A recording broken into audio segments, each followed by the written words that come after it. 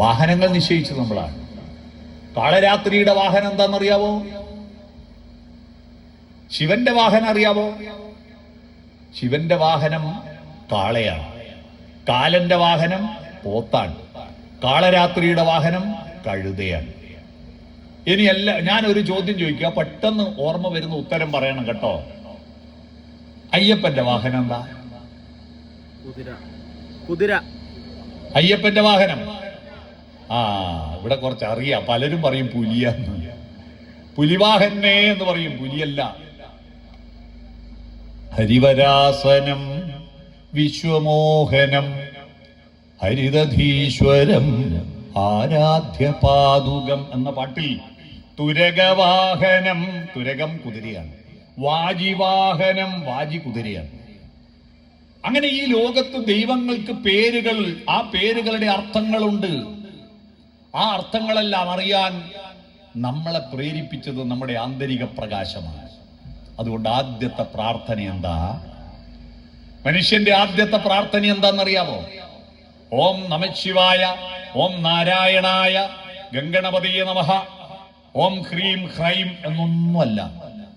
ഈ പ്രാർത്ഥനകളെല്ലാം ഉണ്ടാകുന്നതിന് മുമ്പ് വേദമന്ത്രങ്ങളുടെ മൂലമന്ത്രമായിട്ടൊരു പ്രാർത്ഥനയുണ്ട്. ആ പ്രാർത്ഥനയെക്കുറിച്ച് ഞാൻ നിങ്ങളെ ഓർമ്മിപ്പിക്കാം. ഒരു 50 വയസ്സ് കഴിഞ്ഞവർക്ക് ആ ഒരു 2 പാട്ട് കേൾക്കുമ്പോൾ പ്രാർത്ഥന ഓർമ്മ വരും. ഓർമ്മ വരുന്നുണ്ടോ നോക്കാം.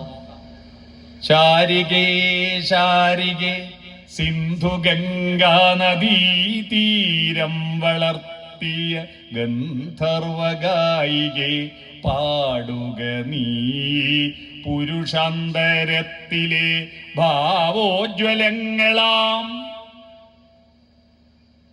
ഓർമ്മ വരുന്നുണ്ടോ? ഓർമ്മ വരുന്നില്ല? ബ്രഹ്മി കഴിക്കണം കേട്ടോ, ബ്രഹ്മി കഴിക്കണം. എല്ലാം നിങ്ങളുടെ മനസ്സിലുണ്ട്. ഈ പാട്ട് നിങ്ങളുടെ മനസ്സിലുണ്ട്. അടുത്ത പാട്ട് പാടാം. എന്നിട്ട് ഓർമ്മ വരുന്നുണ്ടോ നോക്കാം. പത്മതീർത്ഥമേ ഉണരു, മാനസ പത്മതീർത്ഥമേ ഉണരു, അഗ്നിരഥത്തിലുദിക്കുമുഷസ്സിൻ അർഘ്യം നൽകൂ, ഗന്ധർവ സ്വരഗംഗയൊഴുകൂ.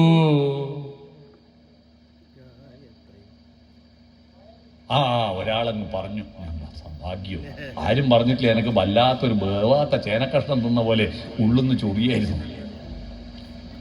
ഗായത്രികൾ പാടൂ. സൂര്യഗായത്രിയാണ് ആദ്യത്തെ പ്രാർത്ഥന. എന്താ സൂര്യഗായത്രി? ഓം ഭുവർഭുവസ്വഃ തത്സവിതുർവരേണ്യം ഭർഗോ ദേവസ്യ ധീമഹി ധിയോ യോ ന പ്രചോദയാത്. ഓം. എന്താ ഓം? എന്താണ് ഓം? എല്ലാവരും ഓം എന്ന് പറയും. എന്താ ഓം എന്ന് വെച്ചാൽ അന്വേഷിച്ചോ? മനുഷ്യനായ എന്തൊന്നു കണ്ടാൽ അതെന്താന്ന് അന്വേഷിക്കണ്ടേ? നിങ്ങൾ ആരും അന്വേഷിക്കാത്തതുകൊണ്ട് ആ കുട്ടികൾ ഇങ്ങനെ ഓർമ്മശക്തി പരീക്ഷിച്ചിട്ട് പരീക്ഷയിൽ A+ വാങ്ങുന്നു. പക്ഷേ അവർക്ക് ജീവിതത്തിൽ പുതിയ നേട്ടങ്ങൾ ഉണ്ടാക്കാൻ പറ്റുന്നില്ല. നമ്മുടെ ഭാരതത്തിൽ ഓർമ്മശക്തിയുടെ കാര്യത്തിൽ, ബുദ്ധിശക്തിയുടെ കാര്യത്തിൽ നമ്പർ 1 ആയിരുന്നു നമ്മൾ. നിങ്ങൾ ആലോചിച്ച് നോക്കൂ. അമേരിക്ക കൊളംബസ് എന്ന് പറയുന്ന ഒരാള് കണ്ടുപിടിക്കുന്നതിന് 1000 കൊല്ലം മുമ്പ് ഇന്ത്യയിൽ യൂണിവേഴ്സിറ്റി ഉണ്ട്. നളന്ദ തക്ഷശില സർവകലാശാലയുണ്ട്. ഞാനിപ്പോ ജമ്മു കാശ്മീരിൽ ഒരു സർവകലാശാലയുണ്ട്, ശാരദാ സർവകലാശാല. ആ ശാരദാ സർവകലാശാലയെ കുറിച്ച് കാശ്മീരി ഭാഷയിൽ കൽഹണൻ എന്ന പണ്ഡിതൻ ഒരു പുസ്തകം എഴുതിയിട്ടുണ്ട്. ആ പുസ്തകം മലയാളത്തിലേക്ക് കൊറ്റിയത്ത് സദാനന്ദൻ എന്ന് പറയുന്ന ഒരാള് ട്രാൻസ്ലേറ്റ് ചെയ്തിട്ടുണ്ട്.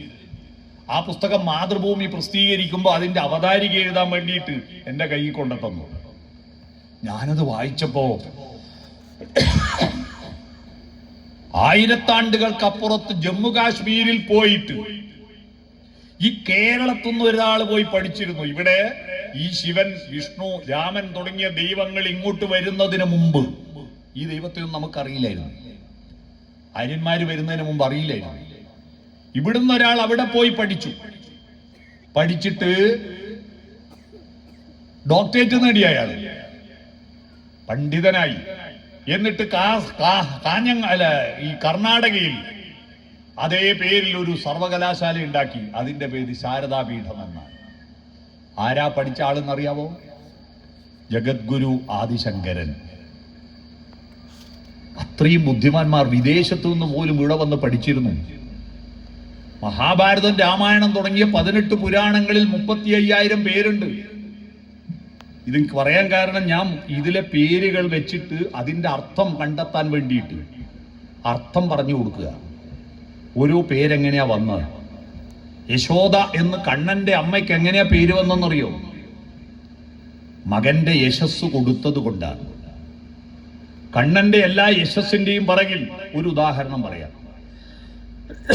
കാളിന്തി നദിയിൽ വിഷം കലർത്തുന്ന കാളിയനെതിരായിട്ട് സമരം ചെയ്തപ്പോഴാണല്ലോ കണ്ണൻ കാളിയമർദ്ദകൻ എന്ന യശസ് നേടിയത്. ആ യശസ് നേടാൻ കാരണം ഈ കണ്ണൻ നന്നായിട്ട് ഓടക്കുഴൽ വിളിക്കുമായിരുന്നു. അവൻ യമുനാ നദിയുടെ തീരത്ത് പോയിരുന്നിട്ട് രാഗങ്ങളോരോന്നേ ഗോകുല നായകൻ മേളം കലർന്നങ്ങു പാടും നേരം വൃന്ദാവനം തന്നീലുള്ളോരോ ജീവികൾ നന്ദിച്ചു നിന്നീതേ മന്ദം മന്ദം. പെട്ടെന്ന് ഇവൻ പാട്ടങ്ങ് നിർത്തി. അപ്പോ അമ്മ ചോദിച്ചു, എന്താ കണ്ണാ പാട്ട് നിർത്തിയത്? അപ്പൊ കണ്ണൻ പറയാ, അമ്മേ, യമുനയുടെ ഓളങ്ങൾ കരയിലേക്ക് വരുന്നുണ്ടല്ലോ, ഒന്നും തിരിച്ചു പോകാത്തത് എന്താമ്മേ? നിങ്ങളോടാ ഈ ചോദ്യം നിങ്ങളുടെ മക്കൾ ചോദിച്ചെങ്കിൽ നിങ്ങളെ മറുപടി എന്തായിരിക്കും? ഓളങ്ങൾ തിരിച്ചു പോകുന്നില്ല. ചെക്കൻ എന്തെന്നടാ ബന്ധം വിഡിത്തം വിളിച്ച് പറയുന്ന?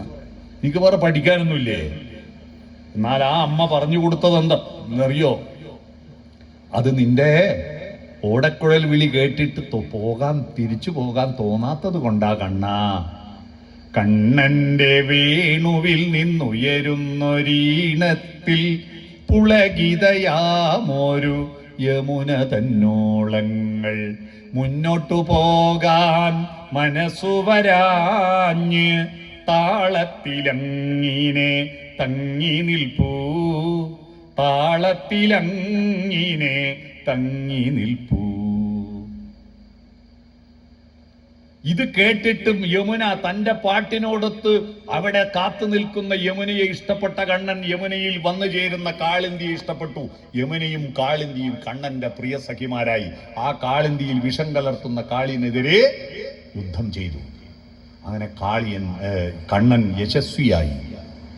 ആ യശസ് കൊടുത്തവൾ ആരാ? വരം കൊടുത്തവൾ വരതയല്ലേ? യശസ് കൊടുത്തവൾ യശോദ. പിടികിട്ടിയോ? മക്കളുടെ യശസ് കൊടുക്കുന്നവരാവണം അമ്മമാർ യശോദമാരും അച്ഛന്മാർ യശോധരന്മാരും ആവണം. അയൽവാസികളോ ബന്ധുക്കളോ അധ്യാപകരോ മക്കളെ പറ്റി എന്തെങ്കിലും ചോദിച്ചാൽ എങ്ങനെയുണ്ട് മോൻ, പഠിക്കുവോ? എന്ത് പഠിപ്പ്, എപ്പോ മൊബൈൽ നോക്കി ഇരിക്കുക, ഗെയിം കളിക്കുക എന്നല്ലാണ്ട് എന്തെന്ന് ചെയ്യാനാന്ന് പറഞ്ഞിട്ട് സ്വന്തം മക്കളെ നാട്ടുകാരുടെ മുന്നിൽ അപമാനിക്കുന്ന അമ്മമാർ യശോദയല്ല, പൂതനയാ. പൂതന വിഷം പുരട്ടുന്നവരാ. സ്വന്തം മക്കളെ മറ്റുള്ളവരുടെ മുന്നിൽ അപമാനിക്കരുത്. അവരോട് അവർ തെറ്റ് ചെയ്യുന്നുണ്ടെങ്കിൽ അവരുടെ മുഖത്ത് നോക്കി വിമർശിക്കാം എന്നല്ലാതെ അവരുടെ കുറ്റവും കുറവും നാട്ടിൽ പോയി പാട്ടാക്കാൻ ഒരച്ഛനും അമ്മക്കും അവകാശമില്ല. മനസ്സിലായോ? ഞാൻ പറഞ്ഞത് ഒറ്റ പേര്. അത്തരത്തിൽ 35,000 പേരുണ്ട്. ഞാനിതിന്റെ നിഘണ്ടു തയ്യാറാക്കിക്കൊണ്ടിരിക്കുക. ഇങ്ങനെ ഓരോ പേരിനും ആ പേര് വന്നതിന്റെ കഥ. വിഷ്ണുവിന് വിഷ്ണു എന്ന പേര് കിട്ടിയതിന്റെ കഥ 1.5 പേജുണ്ട്. മനസ്സിലായോ? എല്ലാ ദൈവങ്ങളുടെയും പേരിന്റെ അർത്ഥം ഇങ്ങനെ ഉണ്ടാക്കിക്കൊണ്ടിരിക്കുക. അങ്ങനെ ഉണ്ടാക്കുമ്പോ ഈ 35,000 പേരിട്ടതിന് ശേഷമല്ലേ നമ്മൾ ആ പേരിട്ടത്? ഉള്ള പേരിട്ടതല്ലേ നമ്മൾ, പുതിയ പേരുണ്ടാക്കുന്നില്ലല്ലോ. അവരെല്ലാം പുതിയ പേരുണ്ടാക്കിയതല്ലേ. ആ 35,000 കഥാപാത്രങ്ങളെ വെച്ചിട്ട് ഏതാണ്ട് 5 ലക്ഷം കഥകൾ ഉണ്ടാക്കി. ഒരു കഥകളും പരസ്പരം വിരുദ്ധമാവാതെ. ചെറിയ ബുദ്ധിയാണോ? ഭയങ്കര ബുദ്ധിയായിരുന്നില്ലേ? ഇതൊക്കെ പോട്ടെ. ആനന്ദവർദ്ധനന്റെ ദുന്യാലോകവും ഭരതമുനിയുടെ നാട്യശാസ്ത്രവും നമ്മുടെ നാട്ടിലുണ്ടായതാ. അതും പോട്ടെ. നമ്മുടെ ഇംഗ്ലീഷ് മരുന്നില്ലേ? ഇംഗ്ലീഷ് മരുന്ന് 100-200 കൊല്ലമായിട്ടുണ്ട്. സ്കൂളിൽ പഠിച്ചിട്ടില്ലേ? മെൻഡലിയഫിന്റെ പട്ടിക, 104 മൂലകങ്ങളുടെ ലിസ്റ്റ്. ആ മൂലകങ്ങളെ ലാബറട്ടറികളിൽ ടെസ്റ്റ് ട്യൂബും പണലുപയോഗിച്ച് പരീക്ഷണശാലകളിൽ രാസത്വരക ശക്തി കണ്ടെത്തി അതിന്റെ പ്രത്യേകതകൾ മനസ്സിലാക്കി. രോഗം മനസ്സിലാക്കാൻ സ്റ്റെതസ്കോപ്പും മൈക്രോസ്കോപ്പും സ്കാനിങ്ങും എക്സ്റേ ഒക്കെ കണ്ടെത്തിയിട്ടാണ് ഇംഗ്ലീഷ് മരുന്നുണ്ടായത്. 200 കൊല്ലമായിട്ട്. അതിനേക്കാൾ 1500 കൊല്ലം മുമ്പ് ഒരു ലാബറട്ടറി ഇല്ല, ടെസ്റ്റ് ട്യൂബ് ഇല്ല, ഫണലില്ല, മൈക്രോസ്കോപ്പ് ഇല്ല, സ്റ്റെതസ്കോപ്പ് ഇല്ല, എക്സ്റേ ഇല്ല, സ്കാനിങ് ഇല്ല. ഇതൊന്നും ഇല്ലാത്ത കാലത്ത് നമ്മുടെ നാട്ടിലെ മരങ്ങളുടെയും ചെടികളുടെയും വള്ളികളുടെയും ഇലയും തൊലിയും പൂവും കായും വേരും തണ്ടും വായിലിട്ട് ചവച്ചരച്ചു നോക്കിയിട്ട് വാദത്തിന് പറ്റുമോ, പിത്തത്തിന് പറ്റുമോ, കഫത്തിന് പറ്റുമോ എന്ന് മനസ്സിലാക്കിയിട്ട് ആയിരക്കണക്കിന് കഷായവും അരിഷ്ടവും ലേഹ്യവും വടകവും തൈലങ്ങളും ഗുളികകളും ഉണ്ടാക്കി വെച്ച ചരകനും സുശ്രുതനും സഞ്ജീവിനിയും നമ്മുടെ നാട്ടുകാരാണ്. ഞാനെനിക്ക് പത്രത്തിൽ നിങ്ങൾ കണ്ടിട്ടില്ലേ, ഇപ്പോഴത്തെ ചുമ വന്നാൽ പോവില്ല, 2 മാസം ആ ചുമ എനിക്ക് പിടിച്ചു. എനിക്ക് ചുമ പോകാൻ ഞാൻ ഡോക്ടറെ കണ്ട് ഇംഗ്ലീഷ് മരുന്ന് ചോദിച്ചപ്പോൾ പറഞ്ഞു 2 ആഴ്ച പ്രസംഗം നിർത്തിയാൽ ചുമ പോകും. നടക്കുവോ? ഞാൻ എന്നിട്ട് ചരക സംഹിത, അന്ന് എഴുതി വെച്ച ചരക സംഹിത ഉപയോഗിച്ച് ദശമൂല രസായനം കുറെ കഴിച്ചുകൊണ്ടാണ് ഇത്രയെങ്കിലും പ്രസംഗിക്കാൻ പറ്റുന്നത്. മനസ്സിലായോ? അന്ന് ഉണ്ടാക്കി വെച്ച ഇന്നും നമ്മൾ ഉപയോഗിക്കുന്നു. എന്തൊരു ബുദ്ധിശാലികളായിരുന്നു ഇന്ത്യക്കാർ, ഭാരതീയർ. ഇത്രയും ബുദ്ധിശാലികളായിട്ടും എന്താ ഇന്ത്യ രാജ്യം അമേരിക്കയേക്കാൾ വലിയ പിറകിലായി പോയത്? ഇവിടെ നോക്കൂ, ഈ അമ്പലത്തിന്റെ മുറ്റത്തുണ്ടാക്കി ഏതെങ്കിലും ഒരു സാധനം ഇന്ത്യക്കാര് കണ്ടുപിടിച്ചുണ്ടോ? ഈ മൈക്ക് കണ്ടുപിടിച്ച ഇന്ത്യയിലാണോ? എന്റെ വാച്ച് കണ്ടുപിടിച്ച ഇന്ത്യയിലാണോ? കണ്ണട കണ്ടുപിടിച്ച ഇന്ത്യയിലാണോ? പേന കണ്ടുപിടിച്ച ഇന്ത്യയിലാണോ? അച്ചടി കണ്ടുപിടിച്ച ഇന്ത്യയിലാണോ? നിങ്ങളിരിക്കുന്ന കസേര പ്ലാസ്റ്റിക് കണ്ടുപിടിച്ച ഇന്ത്യയിലാണോ? മൊബൈൽ ഫോൺ കണ്ടുപിടിച്ച ഇന്ത്യയിലാണോ? ലൈറ്റ് ബൾബ് കണ്ടുപിടിച്ച ഇന്ത്യയിലാണോ? ഇതെല്ലാം വിദേശികൾ കണ്ടുപിടിച്ച. എന്താ കാര്യം? എന്താ കാര്യം? അവിടെയാണ് നിങ്ങൾ ഗൗരവതരമായി ചിന്തിച്ച് പ്രാവർത്തികമാക്കേണ്ട ഒരു വിഷയം ഞാൻ പറയുന്നു. കേട്ടത് കേട്ട് പോകലല്ല നമ്മുടെ പണി. കേട്ടതെന്തെന്ന് അന്വേഷിക്കണം. പക്ഷിമൃഗാദികൾ അന്വേഷിക്കാറില്ല, അവർക്ക് കാലദേശബോധമില്ല. വേടകം പഞ്ചായത്തിൽ ജനകീയാസൂത്രണ പദ്ധതിയിൽപ്പെട്ട് വിതരണം ചെയ്ത ഏതെങ്കിലും പശുവിനോ ആടിനോ കോഴിക്ക് അറിയാവോ ഇത് വേടകം പഞ്ചായത്താണ്, ഇത് ചുള്ളിയാന്നറിയാവോ? ഇന്ന് 2026 ഫെബ്രുവരി മാസം 25-ാം തീയതിയാണെന്ന് ഏതെങ്കിലും പക്ഷിമൃഗാദികൾക്ക് അറിയാമോ? ഇല്ല. കാലബോധവും ദേശബോധവും നമുക്കേ ഉള്ളൂ. നമ്മൾ അന്വേഷിച്ചു എന്താണ്, എങ്ങനെയാണ്. ആകാശത്ത് നക്ഷത്രങ്ങൾ ഇപ്പം നോക്കുമ്പോൾ ഉള്ള ഘടനയല്ല, ഒരു 10-30 ദിവസം കഴിഞ്ഞാലുള്ള ഘടന. എന്താ അത്? ഭൂമി സൂര്യനെ ചുറ്റുമ്പോ പല ഏങ്കിളുകളിൽ നിന്ന് നോക്കുമ്പോൾ നക്ഷത്രങ്ങൾ കുത്തുകൾ ഇട്ടിട്ട് യോജിപ്പിച്ചാൽ ചിത്രം കിട്ടും. ബാലപ്രസിദ്ധീകരണങ്ങളിൽ കുത്തുകൾ ഇട്ടിട്ട് നമ്പർ കൊടുത്തിട്ട് നമ്പർ പ്രകാരം കുത്തുകൾ യോജിപ്പിച്ചിട്ട് ഒളിഞ്ഞിരിക്കുന്ന ആളെ കണ്ടെത്തുക എന്ന് പറഞ്ഞിട്ട് സൂത്രമില്ലേ? അതുപോലെ ആകാശത്തെ നക്ഷത്രങ്ങളെ കുത്തുകളാക്കി സങ്കല്പിച്ചിട്ട് ചിത്രം വരച്ചാൽ ഈ ഭൂമി സൂര്യനെ ചുറ്റുമ്പോൾ 12 സ്ഥാനങ്ങളിൽ നിന്ന് നോക്കുമ്പോൾ 12 ചിത്രങ്ങൾ കിട്ടും. ആ 12 ചിത്രം ഈ മാസം നോക്കുമ്പോൾ കിട്ടുന്ന ചിത്രം പാത്രത്തിന്റെ ചിത്രമാണ്. കുംഭം എന്നാണ് പാത്രത്തിന് പറയാ. അതുകൊണ്ടാണ് ഈ മാസം കുംഭമാസായെ. പിടിയോ? അടുത്ത മാസം സാധാരണ പരൽമീനിന്റെ ചിത്രം കിട്ടുക, അതാണ് അടുത്ത മാസം മീനമാസമായത്. അതിന്റെ അപ്പുറത്തെ മാസം ആടിന്റെ ചിത്രം കിട്ടും. ആടിന് സംസ്കൃതത്തിൽ മേഷം എന്ന് പറയും. മേഷം മലയാളത്തിൽ മേടമായി, അതാ മേടമാസം. പോത്തിന്റെ ചിത്രം കിട്ടിയ ഇടവമാസം, ഇടവം പോത്താണ്. പിന്നെ ഭാര്യയും ഭർത്താവും അഭിമുഖരായി ഇരുന്നിട്ട് സ്നേഹത്തോടുകൂടി ഒരു തളിർ വെറ്റില 100 തേച്ചു നീ തന്നാലും ഇത്തിരുവാതിരരാവ് താമ്പൂലപ്രിയല്ലോ എന്ന വൈലോപ്പള്ളിയുടെ കവിതയും ചൊല്ലിയിട്ട് അടുത്തിരിക്കുന്ന ഭാര്യ ഭർത്താക്കന്മാരുടെ ചിത്രം കിട്ടിയാൽ മിഥുനമാസം, മിഥുനങ്ങൾ അല്ലേ. ഞണ്ടിന്റെ ചിത്രം കിട്ടിയാൽ കർക്കടക മാസം, സിംഹത്തിന്റെ ചിത്രം കിട്ടിയാൽ സിംഹമാസം. മലയാളത്തിൽ അന്ന് സിംഹം എന്നൊന്നും പറയാൻ പറ്റാത്തതുകൊണ്ട് ചിങ്ങം എന്ന് പറഞ്ഞു, അതാ ചിങ്ങമാസം.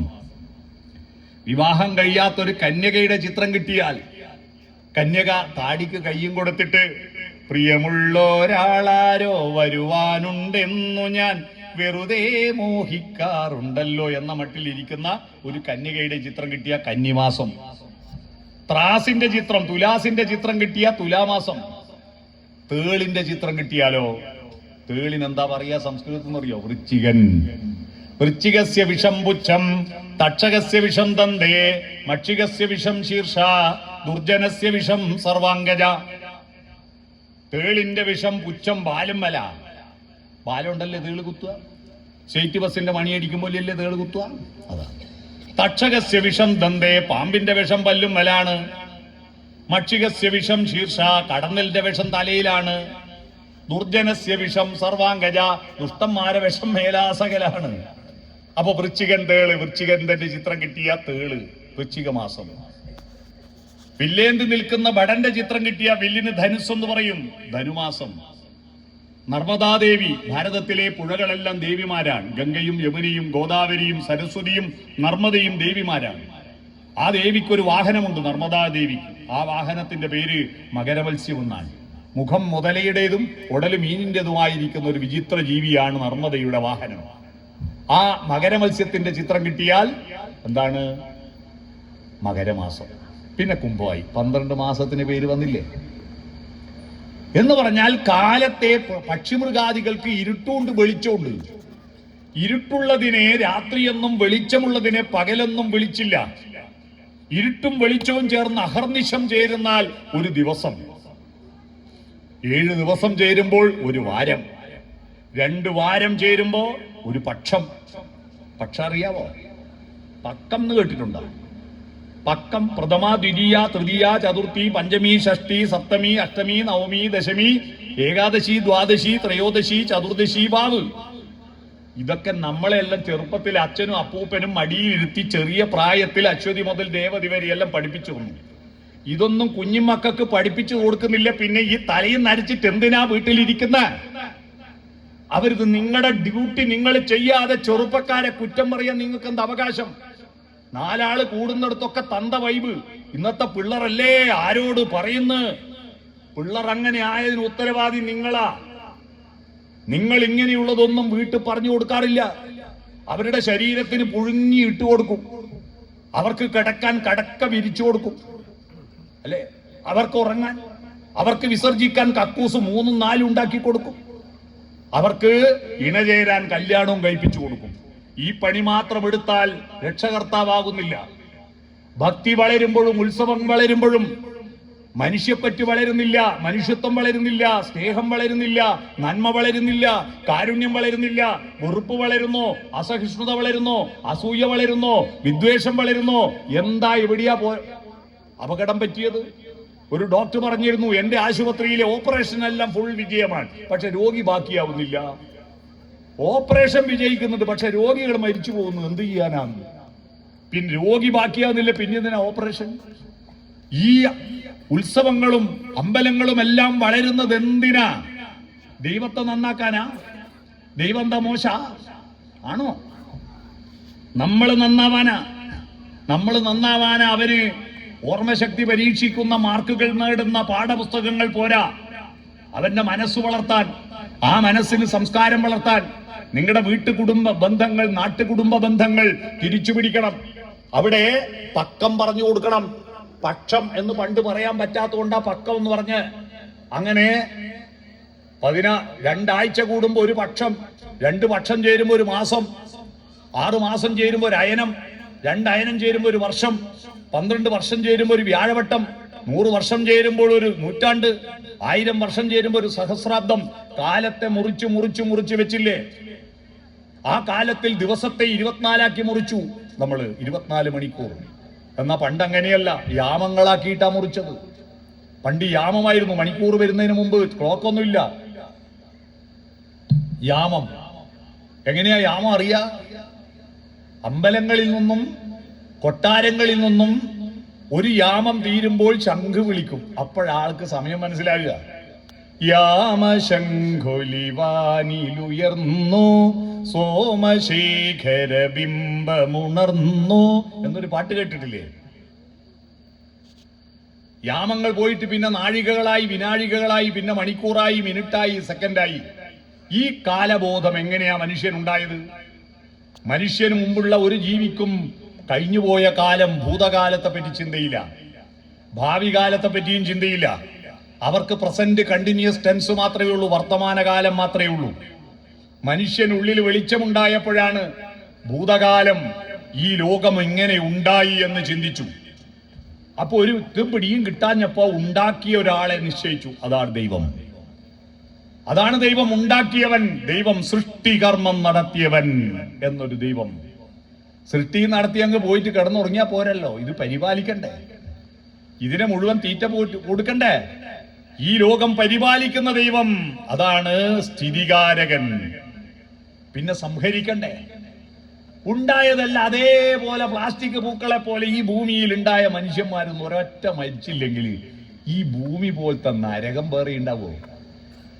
പുതിയ ജന്മം ഉണ്ടാകുന്നില്ലെങ്കിൽ, പുതിയ കുട്ടികളില്ലെങ്കിൽ നമ്മുടെ വീടും നമ്മുടെ നാടും എന്തിനു കൊള്ളും? ആ പുതിയ കുട്ടികൾ ഉണ്ടാവണമെങ്കിൽ പഴയത് പോണ്ടേ? വെള്ളരിക്കുണ്ട് ബസ് സ്റ്റാൻഡിൽ ചെറുപുഴ ബസ് വരുമ്പോ കാഞ്ഞങ്ങാട് ബസ് പോയാലല്ലേ അവിടെ സ്ഥലം ഉണ്ടാവൂ? ആദേശസന്ധി വേണ്ടേ? പുനരപി ജനനം പുനരപി മരണം പുനരപി ജനനി ജഠരേ ശയനം. ഇതാണ് ശങ്കരാചാര്യർ ഭജഗോവിന്ദത്ത് പറഞ്ഞ സംഹാരം വേണം. അപ്പൊ സംഹാരമൂർത്തി ശിവൻ, സൃഷ്ടി ബ്രഹ്മാവ്, സ്ഥിതി വിഷ്ണു, സംഹാരം ശിവൻ. ഉണ്ടാവുക, നിലനിൽക്കുക, ഇല്ലാതാവുക. ഈ മൂന്നിന് സംസ്കൃതത്തിൽ ഓരോ ശബ്ദം പറഞ്ഞു. ഉണ്ടാവുന്നത് ആ, നിലനിൽക്കുന്നത് ഊ, സംഹാരം അം. ഇത് കൂട്ടി വായിച്ചാൽ ആ ഊ അം, കൂട്ടി വായിച്ചാൽ ഓ. പിടികിട്ടിയോ? ഓംകാരത്തിന്റെ അർത്ഥം പിടികിട്ടിയോ? ഇത് ഞാൻ ഇങ്ങനെ പറയാൻ കാരണം, തൃശ്ശൂർ വേദാന്ത കോളേജിൽ ഒരു സെമിനാറിൽ എന്നെ ഒരു വിഷയത്തെ പറ്റി സംസാരിക്കാൻ വിളിച്ചു. ആ വിഷയം ഉപനിഷത്തുകളും ഭഗവത്ഗീതയും എന്നായിരുന്നു. അപ്പൊ ഞാൻ പറഞ്ഞു, എനിക്കിതിനെ പറ്റിയൊന്നും വലിയ പാണ്ഡിത്യമൊന്നും ഇല്ലല്ലപ്പാ, പിന്നെ എന്തെന്നാ ഞാൻ പറയാ? അതല്ല, നിങ്ങൾക്ക് അറിയുന്ന പറഞ്ഞാൽ മതി. നിങ്ങളൊരു വർത്താനം കേൾക്കാൻ വേണ്ടി നമ്മൾ വിളിച്ചതെന്ന്. അവര് സ്വാമിമാര് നടത്തുന്ന കോളേജാ, ചിന്മയ മിഷന്റെ. ഞാനവിടെ പോയി സദസ് നോക്കുമ്പോ സ്വാമിമാർ നിരന്നിരുന്നു. എനക്കാകെ ബേജാറായി. കടപ്പുറത്ത് പൂയി ഇറക്കുന്ന പരിപാടിയായി പോയി. കടക്കരക്ക് പൂയി അങ്ങോട്ട് ഇറക്കി കൊടുക്കണോ? ഈ സ്വാമിമാർ ഇതിനെപ്പറ്റിയെല്ലാം നന്നായി പഠിച്ച ടീമാണ്. ഞാൻ വെറുതെ ചോദിച്ചു, ഓങ്കാരത്തിന്റെ അർത്ഥാരം പറഞ്ഞു തരുമെന്ന്. ആരും ഒന്നും മിണ്ടുന്നില്ല. അപ്പൊ ഒരു പയ്യൻ എഴുന്നേറ്റ് നിന്നിട്ട് പറഞ്ഞു, ഓംകാരം എന്ന് പറഞ്ഞാൽ ദൈവത്തെ ഡൗൺലോഡ് ആക്കുന്ന പാസ്വേഡാണ്. ഓം നമശിവായ എന്ന് പറഞ്ഞാൽ ശിവൻ ഡൗൺലോഡ് ആവും. ഓം നാരായണ എന്ന് പറഞ്ഞാൽ വിഷ്ണു ഡൗൺലോഡ് ആവും. ഇതൊക്കെയാ ധരിച്ചു വെച്ചത്. ഓം എന്ന് പറയുന്നത് കാലബോധമാണ്. കാലബോധത്തിൽ നിന്നാണ് ഞാനെന്നും നീയെന്നും ദൈവമെന്നും ചിന്തയുണ്ടായത്. ഇത് നിങ്ങൾ കേട്ടിട്ടുണ്ട്, പക്ഷെ ശ്രദ്ധിച്ചിട്ടില്ല. നിങ്ങൾ കേട്ടാ പോരാ, ശ്രദ്ധിക്കണം. ഇത് കേട്ടിട്ടുണ്ട്. ഒരു 50 വയസ്സ് കഴിഞ്ഞവരെല്ലാം കേട്ടിട്ടുണ്ട്. ഞാൻ തെളിവ് തരട്ടെ. പ്രളയപയോധിയിൽ ഉറങ്ങിയുണർന്നൊരു പ്രഭാമയൂഖമേ കാലമേ, പ്രകൃതിയും ഈശ്വരനും ഞാനും നിന്റെ പ്രതിരൂപങ്ങളല്ലേ എന്നൊരു യേശുദാസിന്റെ പാട്ടുണ്ട്, വയലാർ എഴുതിയത്. ഇത് വയലാറിന്റെ സങ്കല്പല്ല, ഉപനിഷത്താ. ഞാൻ, പ്രകൃതി, ദൈവം, ഇത് മൂന്നും വേണം. മനുഷ്യനും ഒത്തുചേരണം. മനുഷ്യനും പ്രകൃതിയും ഒത്തുചേരണം. മനുഷ്യനും ദൈവവും ഒത്തുചേരണം. അതാണ് ഈ ചുള്ളി. ഈ ചുള്ളി എന്ന് പറഞ്ഞാൽ രണ്ട് ഭാഗത്ത് കുന്നായിട്ട് ഒരിടും കുഴിയാണല്ലേ, ഒരിടും കുഴി ചുള്ളി. അവിടെ മനോഹരമായ വാഴത്തോട്ടം, നല്ല കവുങ്ങും തോട്ടം, നല്ല പച്ചപ്പ്, നല്ല പ്രകൃതി മനോഹരമായ ഇടങ്ങളിലാണ് ദൈവം. കൊട്ടാരക്കെട്ടുകളിലല്ല, നഗരങ്ങളിലല്ല. ദൈവം ഇരിക്കുന്നത് നമ്മുടെ ഭാരതത്തിൽ, കേരളത്തിലെ മലബാറിലെ ദേവസ്ഥാനങ്ങളെല്ലാം കാവുകളായിരുന്നു. എന്താ കാവ്? വയക്കാണ്ടിട്ട കാട്. എലഞ്ഞിച്ചോട്ടിലും ചെമ്പകച്ചോട്ടിലും കാഞ്ഞിരച്ചോട്ടിലും എടലച്ചോട്ടിലുമായിരുന്നു നമ്മുടെ ദേവതാ സങ്കല്പങ്ങൾ.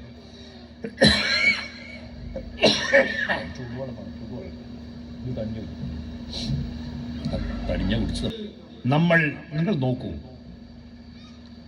നിങ്ങൾ രാത്രിയിൽ പൊരുന്നവരെ നിങ്ങൾ എന്താ ജോലി ചെയ്യുന്നത്? ഉറങ്ങുന്നു അല്ലേ? അതൊരു ജോലിയാ? അല്ല. എന്നാ നിങ്ങൾ കാര്യമായൊരു ജോലി ചെയ്യുന്നുണ്ട് ഉറങ്ങുമ്പോൾ.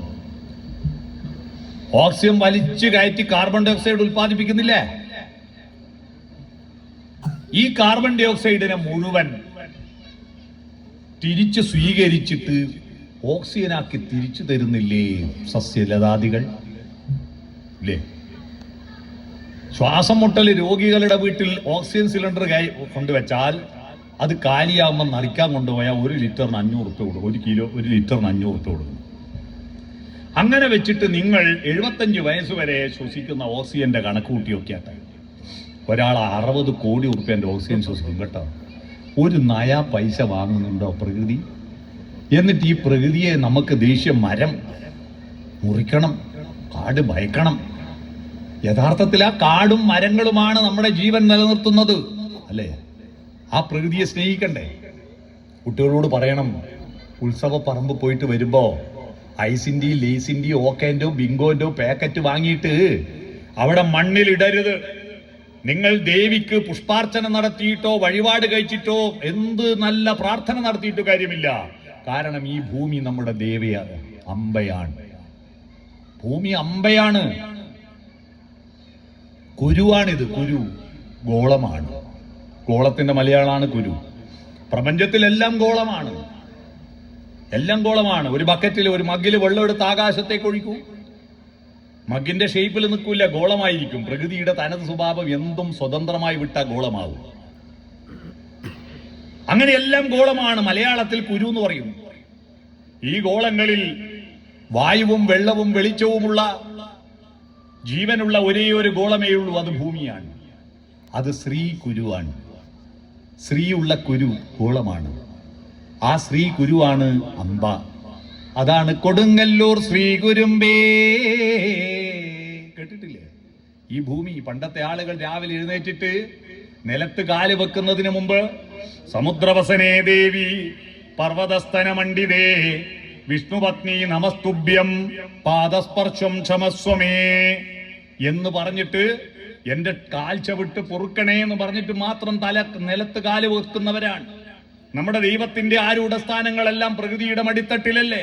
ഗംഗയാറു പിറക്കുന്നു ഹിമവന്മലയിൽ, പമ്പയാറു പിറക്കുന്നു ശബരിമലയിൽ, കാനനവാസ കലിയുഗ വരദ പൂങ്കാവനവതിൽ വാഴും ദേവ ശ്രീ ശബരീശ മണികണ്ഠ. കാടും പുഴയും നമ്മൾ ദൈവങ്ങളെ കാണാൻ പോകുന്നതിന് എന്താ പറയുക? ക്ഷേത്രാടനൊന്നോ? അല്ല, തീർത്ഥാടനൊന്നാണ്. തീർത്ഥങ്ങളിലേക്കാണ്. പേരാറ്റിൻ കടവിലേക്കൊരു തീർത്ഥയാത്ര. പെരിയാറിന്റെ തീരത്തായിരുന്നു എന്റെ ഇന്നലത്തെ പ്രസംഗം. ചെങ്ങന്നൂരിലുള്ള ആറന്മുള പാർത്ഥസാരഥി ക്ഷേത്രത്തിന്റെ തൊട്ട് കിടക്കുന്ന ഒരു ക്ഷേത്രത്തിലാണ് ഞാൻ ഇന്നലെ ഈ സമയത്ത് അവിടെ പ്രസംഗിക്കുക. ആ പുഴയുടെ തീരത്ത്. ഞാൻ പറഞ്ഞു വന്നത്, പ്രകൃതിയെ ഒഴിവാക്കിയിട്ടുള്ള ഒരു ദൈവസങ്കല്പം ഭാരതത്തിലില്ല. അതുകൊണ്ട് ദൈവത്തെ ആരാധിക്കുന്നു. അതുകൊണ്ടാണ് ക്ഷേത്രങ്ങളിൽ തുളസിയും ആൽമരവും നടുന്നത്. എന്തിനാ? ഏറ്റവും കൂടുതൽ ഓക്സിജൻ ഉൽപ്പാദിപ്പിക്കുന്ന 2 ചെടികളാണ്, സസ്യങ്ങളാണ് ആൽമരവും തുളസിയും. രാത്രി നമ്മൾ കാർബൺ ഡൈ ഓക്സൈഡ് ഉൽപ്പാദിപ്പിച്ചിട്ട് ഈ കാർബൺ ഡൈ ഓക്സൈഡിനെ ഡിസ്പോസ് ചെയ്യാൻ മുന്നിലത്തെ വാതിൽ തുറക്കണ്ടേ? മുന്നിലത്തെ വാതിൽ തുറക്കുമ്പോ നേരെ ഓക്സിജൻ അകത്തേക്ക് സ്വീകരിക്കാൻ ഏറ്റവും കൂടുതൽ ഓക്സിജൻ ഉണ്ടാക്കുന്ന തുളസിയെ നടുമുറ്റത്ത് നടുന്നതിന്റെ കാര്യം മനസ്സിലായോ? അകത്തേക്ക് ഓക്സിജന് കൊണ്ടുവരാൻ വേണ്ടിയിട്ടാണ്. ആ ഓക്സിജൻ ഉപയോഗിച്ചിട്ട് ഡിസ്പോസ് ചെയ്യണം. പല വീട്ടിലും രാവിലെ ഓർക്ക് കഴിഞ്ഞാൽ വാതിൽ തുറക്കലുണ്ടോ? തിന്നലും കിടന്നുറങ്ങലും കാക്കൂസുപ്പൊക്കല്ല അതിന്റെ ഉള്ളിൽ നിന്ന് തന്നെ ആക്കിയിട്ട് അവസാനം പോവാൻ നോക്കുമ്പോൾ വാതിൽ തുറക്കുക, ടപ്പേ നടക്കുകയും ചെയ്യും. രാവിലെ എഴുന്നേറ്റ ഉടനെ വാതിൽ തുറക്കൂ. നമ്മുടെ കുട്ടികൾക്ക് നിങ്ങൾ എത്ര പൂജാമുറി ഉണ്ടാക്കിയിട്ടും കാര്യമില്ല, എത്ര ദൈവത്തിന്റെ വിഗ്രഹങ്ങളും ഫോട്ടോവും വെച്ചിട്ട് കാര്യമില്ല. ദൈവസാന്നിധ്യമുള്ള മുഹൂർത്തത്തെ കാണിച്ചു കൊടുക്കുമോ? അതേതാ? സുപ്രഭാതം സുപ്രഭാതം സുപ്രഭാതം. പ്രഭാതം വിടരും പ്രദോഷം വിടരും പ്രതീചി രണ്ടും കണ്ടു നിൽക്കും. ഉദയമില്ലാതില്ല അസ്തമനം, ഉണരൂ മനസ്സേ ഉണരൂ. മനസ്സിനെ ഉണർത്താൻ 10-11 മണി വരെ മൊബൈലിൽ മാന്തിയിട്ട് 8 മണി വരെ കിടന്നുറങ്ങുന്ന അശ്രീകരം പിടിച്ച വീട്ടില് കുട്ടികൾ MDMA-യും മയക്കുമരുന്നും കഞ്ചാവ് ഉപയോഗിച്ചിട്ടുണ്ടെങ്കിൽ കല്ലെടുത്തിട്ട് മുട്ടിന് കുത്തി കരഞ്ഞോടെ രക്ഷിതാക്കളെ. 12 മണി വരെ ഇതും മാന്തി ഇരിക്കുക. അത് അച്ഛനും കണക്കാ അമ്മയും കണക്കാ. പിള്ളേർ ഫോൺ എടുക്കുമ്പോ ചൊറിച്ചല്, അച്ഛനും അമ്മക്കും മാന്ത. പിള്ളേർ ഫോൺ എടുക്കുമ്പോ ടീച്ചറെ ഇവൻ ഫോണ് പോയിക്കല്ല, ചൊറിച്ചല് വരും. നിങ്ങളാണ് പ്രതികൾ. നമ്മുടെ വീട് യാതൊരു വിധത്തിലുള്ള മാനവികതയും ആധ്യാത്മികതയും ഇല്ലാത്ത മൃഗങ്ങളെ പോറ്റുന്ന ആലകളായി മാറിക്കൊണ്ടിരിക്കുക. ആലകളായി മാറിക്കൊണ്ടിരിക്കുക. നമ്മളെ കുട്ടികൾ പഠിക്കുന്നുണ്ട് നല്ലോണം. എന്തിന്? ഫുൾ A+ കിട്ടാൻ. എന്നിട്ടോ എൻട്രൻസ് കോച്ചിങ്ങിന് ചേരും. എവിടാ? സ്റ്റൈലത്തിൽ പോവും, ലക്ഷ്യ പോവും, പാലയിൽ ബ്രില്യൻസ് പോവും. എന്നാ പാലയിലെ ബ്രില്യൻസിൽ കഴിഞ്ഞതിന്റെ മുമ്പിലത്തെ വ്യാഴാഴ്ച ഞാൻ പോയി. അവിടുത്തെ അധ്യാപകർക്ക് ക്ലാസ് എടുക്കാൻ, അവിടുത്തെ 700 അധ്യാപകർക്ക് ക്ലാസ് എടുക്കാൻ പോയി. എന്താ ക്ലാസ് എന്നറിയോ? ബുദ്ധി വളരുമ്പോ മനസ്സെങ്ങനെയാ വളർത്തേണ്ടതെന്ന് പറഞ്ഞു കൊടുക്കാൻ. അവിടെ പോയി എൻട്രൻസ് കോച്ചിങ്ങിന് റാങ്ക് ലിസ്റ്റ് പേര് വന്നിട്ട് നേരെ ഇവിടെ പോകും. ജോലി കിട്ടും അല്ലേ? പ്രൊഫഷണൽ കോഴ്സിൽ ചേരും, എന്നിട്ട് പ്ലേസ്മെന്റ് കിട്ടി ജോലി കിട്ടും. ജോലി കിട്ടിയിട്ടോ ശമ്പളം വാങ്ങും. ശമ്പളം വാങ്ങിയിട്ടോ കൊട്ടാരം പോലത്തെ ഒരു വീടെടുക്കും. വീടെടുത്തിട്ടോ ആനക്ക് പോലും കറക്കാൻ പറ്റാത്ത മതിൽ കിട്ടും. എന്നിട്ടോ കുറെ ചെടിച്ചട്ടി വാങ്ങി പിടിപ്പിക്കും മുറ്റത്ത്. ആര് കാണാൻ? നാട്ടുകാരെ കാണാൻ വിടൂല, മതിൽ കെട്ടി മറച്ചിട്ടുണ്ട്. വീട്ടുകാർ കാണോ? വാതിൽ തുറക്കൂല. ഒരൊറ്റ വീട്ടിന്റെ വാതിൽ തുറക്കൂല. പിന്നെ എന്തിനാ ഈ ചെടി വാങ്ങി പിടിപ്പിച്ച? എന്നിട്ട് റിമോട്ട് കൺട്രോളിന്റെ ഒരു ഗേറ്റ് പിടിപ്പിക്കും. മനുഷ്യനിൽ വിശ്വാസമില്ലാത്തതുകൊണ്ട് ഒരു നായിനെ വാങ്ങിപ്പോയിട്ടു. എന്നിട്ട് രാത്രി 9:30-ക്ക് 10 മണിക്ക് ഗേറ്റ് തുറക്കും. എന്തിന്? അപ്പുറത്തെ വീട്ടിൽ ആരും പട്ടിണി കിടക്കുന്നുണ്ടോ ചോദിക്കാനാ? അല്ല. ആർക്കും അസുഖം ഉണ്ടോ ചോദിക്കാനാ? അല്ല. നിങ്ങളെ കുട്ടികൾ ഏടിയാ ചേർത്ത് പഠിക്കുന്നുണ്ടോ ചോദിക്കാനാ? ഒന്നുമല്ല. എന്തിനാ ഗേറ്റ് തുറക്കുന്നത്? ഈ നായിനെ തൂറാൻ കൊണ്ടാക്കാൻ മാത്രം ഗേറ്റ് തുറക്കുന്ന കുറെ കഴുതകളുണ്ട് നമ്മുടെ നാട്ടിൽ. ഇതല്ല മനുഷ്യൻ, ഇതല്ല മനുഷ്യൻ. ആ മനുഷ്യൻ ഉണ്ടാവണമെങ്കിൽ അവന്റെ ഹൃദയം ആർദ്രമാവണം, അതിന് പ്രകാശമുണ്ടാവണം. അതാണ് ഓം. അടുത്തത്, ഈ ഭൂമിയിൽ വെളിച്ചം ഐശ്വര്യം തരുന്ന സൂര്യ. ഭുവർഭുവസ്വഹ. സൂര്യനെയാണ് രാമൻ ആദ്യം പ്രാർത്ഥിച്ചതല്ലേ? രാമൻ പ്രാർത്ഥിച്ച് രാമായണം വായിച്ചിട്ടില്ലേ നിങ്ങൾ? രാമൻ ഏതെങ്കിലും അമ്പലത്തിൽ പോകുന്നുണ്ട് കണ്ടിട്ടുണ്ടോ? ഇല്ല. രാമൻ 3 ദൈവത്തെ പ്രാർത്ഥിച്ചിട്ടുള്ളൂ. ആദ്യം പ്രാർത്ഥിച്ചത് വനയാത്രക്കിടയിൽ ശൃംഗിവേര രാജ്യത്തേക്ക്, ഗുഹന്റെ രാജ്യത്തേക്ക് കടക്കാൻ ഗംഗയെ പ്രാർത്ഥിച്ചു. പിന്നീട് സീതാന്വേഷണത്തിനായി ലങ്കയിലേക്ക് കടക്കുമ്പോ സമുദ്രദേവനെ, വരുണദേവനെ പ്രാർത്ഥിച്ചു. അങ്ങനെ രാമൻ പ്രാർത്ഥിച്ച സ്ഥലമാണ് രാമേശ്വരം. മനസ്സിലായോ? പിന്നീട് രാവണവധം നടക്കുന്നതിന് തൊട്ട് മുമ്പ് രാവണന്റെ തല പലതവണ അറുത്തിട്ടിട്ടും മരിക്കുന്നില്ല കാലൻ. തളർന്നിരിക്കുന്ന രാമന്റെ അടുത്ത് അഗസ്ത്യമുനി പ്രത്യക്ഷപ്പെട്ടിട്ട് രാമനോട് പ്രാർത്ഥിക്കാൻ പറഞ്ഞു. ശിവനെയാണോ വിഷ്ണുവിനെയാണോ? ഒന്നുമല്ല, ആദിത്യ ഹൃദയം ചൊല്ലാൻ പറയുന്നു. സന്താപനാശകരായ നമോ നമ, അന്ധകാരാന്തകായ തേ നമോ നമ, ചിന്താമണേ ചിദാനന്ദായ തേ നമ, നീഹാരനാശകരായ നമോ നമ, ശാന്തായ രൗദ്രായ സൗമ്യായ ഘോരായ കാന്തിമതാം കാന്തി രൂപായ തേ നമ, സ്ഥാവര ജംഗമാചാര്യായ തേ നമ, ലോകായ വിശ്വൈക സാക്ഷിണതേ നമ. ഇത്തമാദിത്യ ഹൃദയം ജപിച്ചു നീ ശത്രുക്ഷയം വരുത്തിയിടുക സത്വരം. ഇത് ചൊല്ലിയിട്ടാണ് രാമൻ രാവണനെ വധിക്കുന്നത്. ആ സൂര്യൻ എല്ലാ ദിവസവും പണക്കാരനും പാവപ്പെട്ടവനും ജാതി മത വർഗ വർണ്ണ വ്യത്യാസം ഇല്ലാതെ നിങ്ങളുടെ വീടിന്റെ മുന്നിലെത്തുന്നു. ആ സൂര്യനോട് പറയാ, ഭൂമിക്ക് ഐശ്വര്യം കൊടുക്കുന്നവനെ, സവിതുർവരേണ്യം മുറുകിയ വരേണ്യമാക്കുന്നവനെ, ഭർഗോദേവസ്യ ധീമഹി ഭർഗ സൂർജത്തിന്റെ പ്രവാഹമായിരിക്കുന്നവനെ, ധിയോ യോന പ്രചോദയ ധീ ബുദ്ധിക്ക് പ്രചോദനമായിരിക്കുന്നവനെ, പുറത്തെ വെളിച്ചം തരുന്ന സൂര്യ, നീ അകത്ത വെളിച്ചമായി മാറും. ഈ അകത്ത വെളിച്ചമാണ് ഭക്തി. പിടികിട്ടിയോ? ഭക്തി എന്ന് പറഞ്ഞാൽ പുറത്തത്ര ട്യൂബ് ലൈറ്റ്, എത്ര LED ബൾബ്, എത്ര തിരിവെച്ചു എന്നല്ല, അകത്തൊരു തിരിവെച്ചോ എന്നാണ്. പുറത്ത് വെളിച്ചം തരുന്ന സൂര്യ, നീ അകത്ത വെളിച്ചമായി മാറൂ എന്നാണ്. കുറച്ചും കൂടി ക്ലിയർ ആയിട്ട് പറയാം. പുറത്ത് വെളിച്ചം തരുന്നതിന്റെ വകുപ്പ് മന്ത്രിന്റെ പേര് കൃഷ്ണൻകുട്ടി എന്നാ, അകത്ത് വെളിച്ചം തരുന്ന വകുപ്പിന്റെ മന്ത്രിന്റെ പേര് ശിവൻകുട്ടി എന്നാ. മനസ്സിലായോ? പുറത്ത് വെളിച്ചം തരുന്ന ഇലക്ട്രിസിറ്റി മന്ത്രിന്റെ പേരെന്താ? കൃഷ്ണൻകുട്ടി. അകത്ത് വെളിച്ചം തരുന്ന വിദ്യാഭ്യാസ മന്ത്രിന്റെ പേരെന്താ? ശിവൻകുട്ടി. പിടികിട്ടിയോ?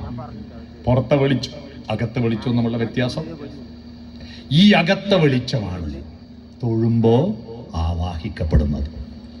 ഈ തൊഴൽ എന്ന് പറയുന്നത് ഒരു ആവാഹനമാണ്. കർപ്പൂരത്തട്ട് ആവാഹിച്ച് നമ്മുടെ ഉള്ളിലേക്ക് എടുക്കുന്നില്ലേ? അതുപോലെ ക്ഷേത്രത്തിൽ നട തുറക്കാൻ കാത്തു നിൽക്കുന്നത് എന്തിനാ? ദൈവം നമ്മൾ പുറത്തുനിന്ന് പ്രാർത്ഥിച്ച കാണാതെ പോകുമെന്ന് ഭയന്നിട്ടാണോ? ദൈവം ഭാരതത്തിലെ ഈശാവാസ്യ ഉപനിഷത്തിൽ പറയുന്നത് ദൈവം എല്ലായിടത്തും ഉണ്ട് എന്നല്ലേ? മണ്ണിലും വിണ്ണിലും തൂണിലും തുരുമ്പിലും ദൈവമിരിക്കുന്നു, അവൻ കരുണാമയനായി കാവൽ വിളക്കായി കരളിലിരിക്കുന്നു. എല്ലായിടത്തുമില്ലേ ദൈവം? അല്ലാതെ സ്വർഗത്തിൽ മാത്രം ഇരിക്കുന്ന ആളാ ദൈവം? അങ്ങനെ കുറെ കഥകളുണ്ട്, അതെല്ലാം കേട്ട് വിശ്വസിച്ച് പോറും. അത് വിശ്വസിക്കരുത്, പെണ്ണുങ്ങൾ പ്രത്യേകിച്ച് വിശ്വസിക്കരുത്. എന്താണെന്നറിയോ?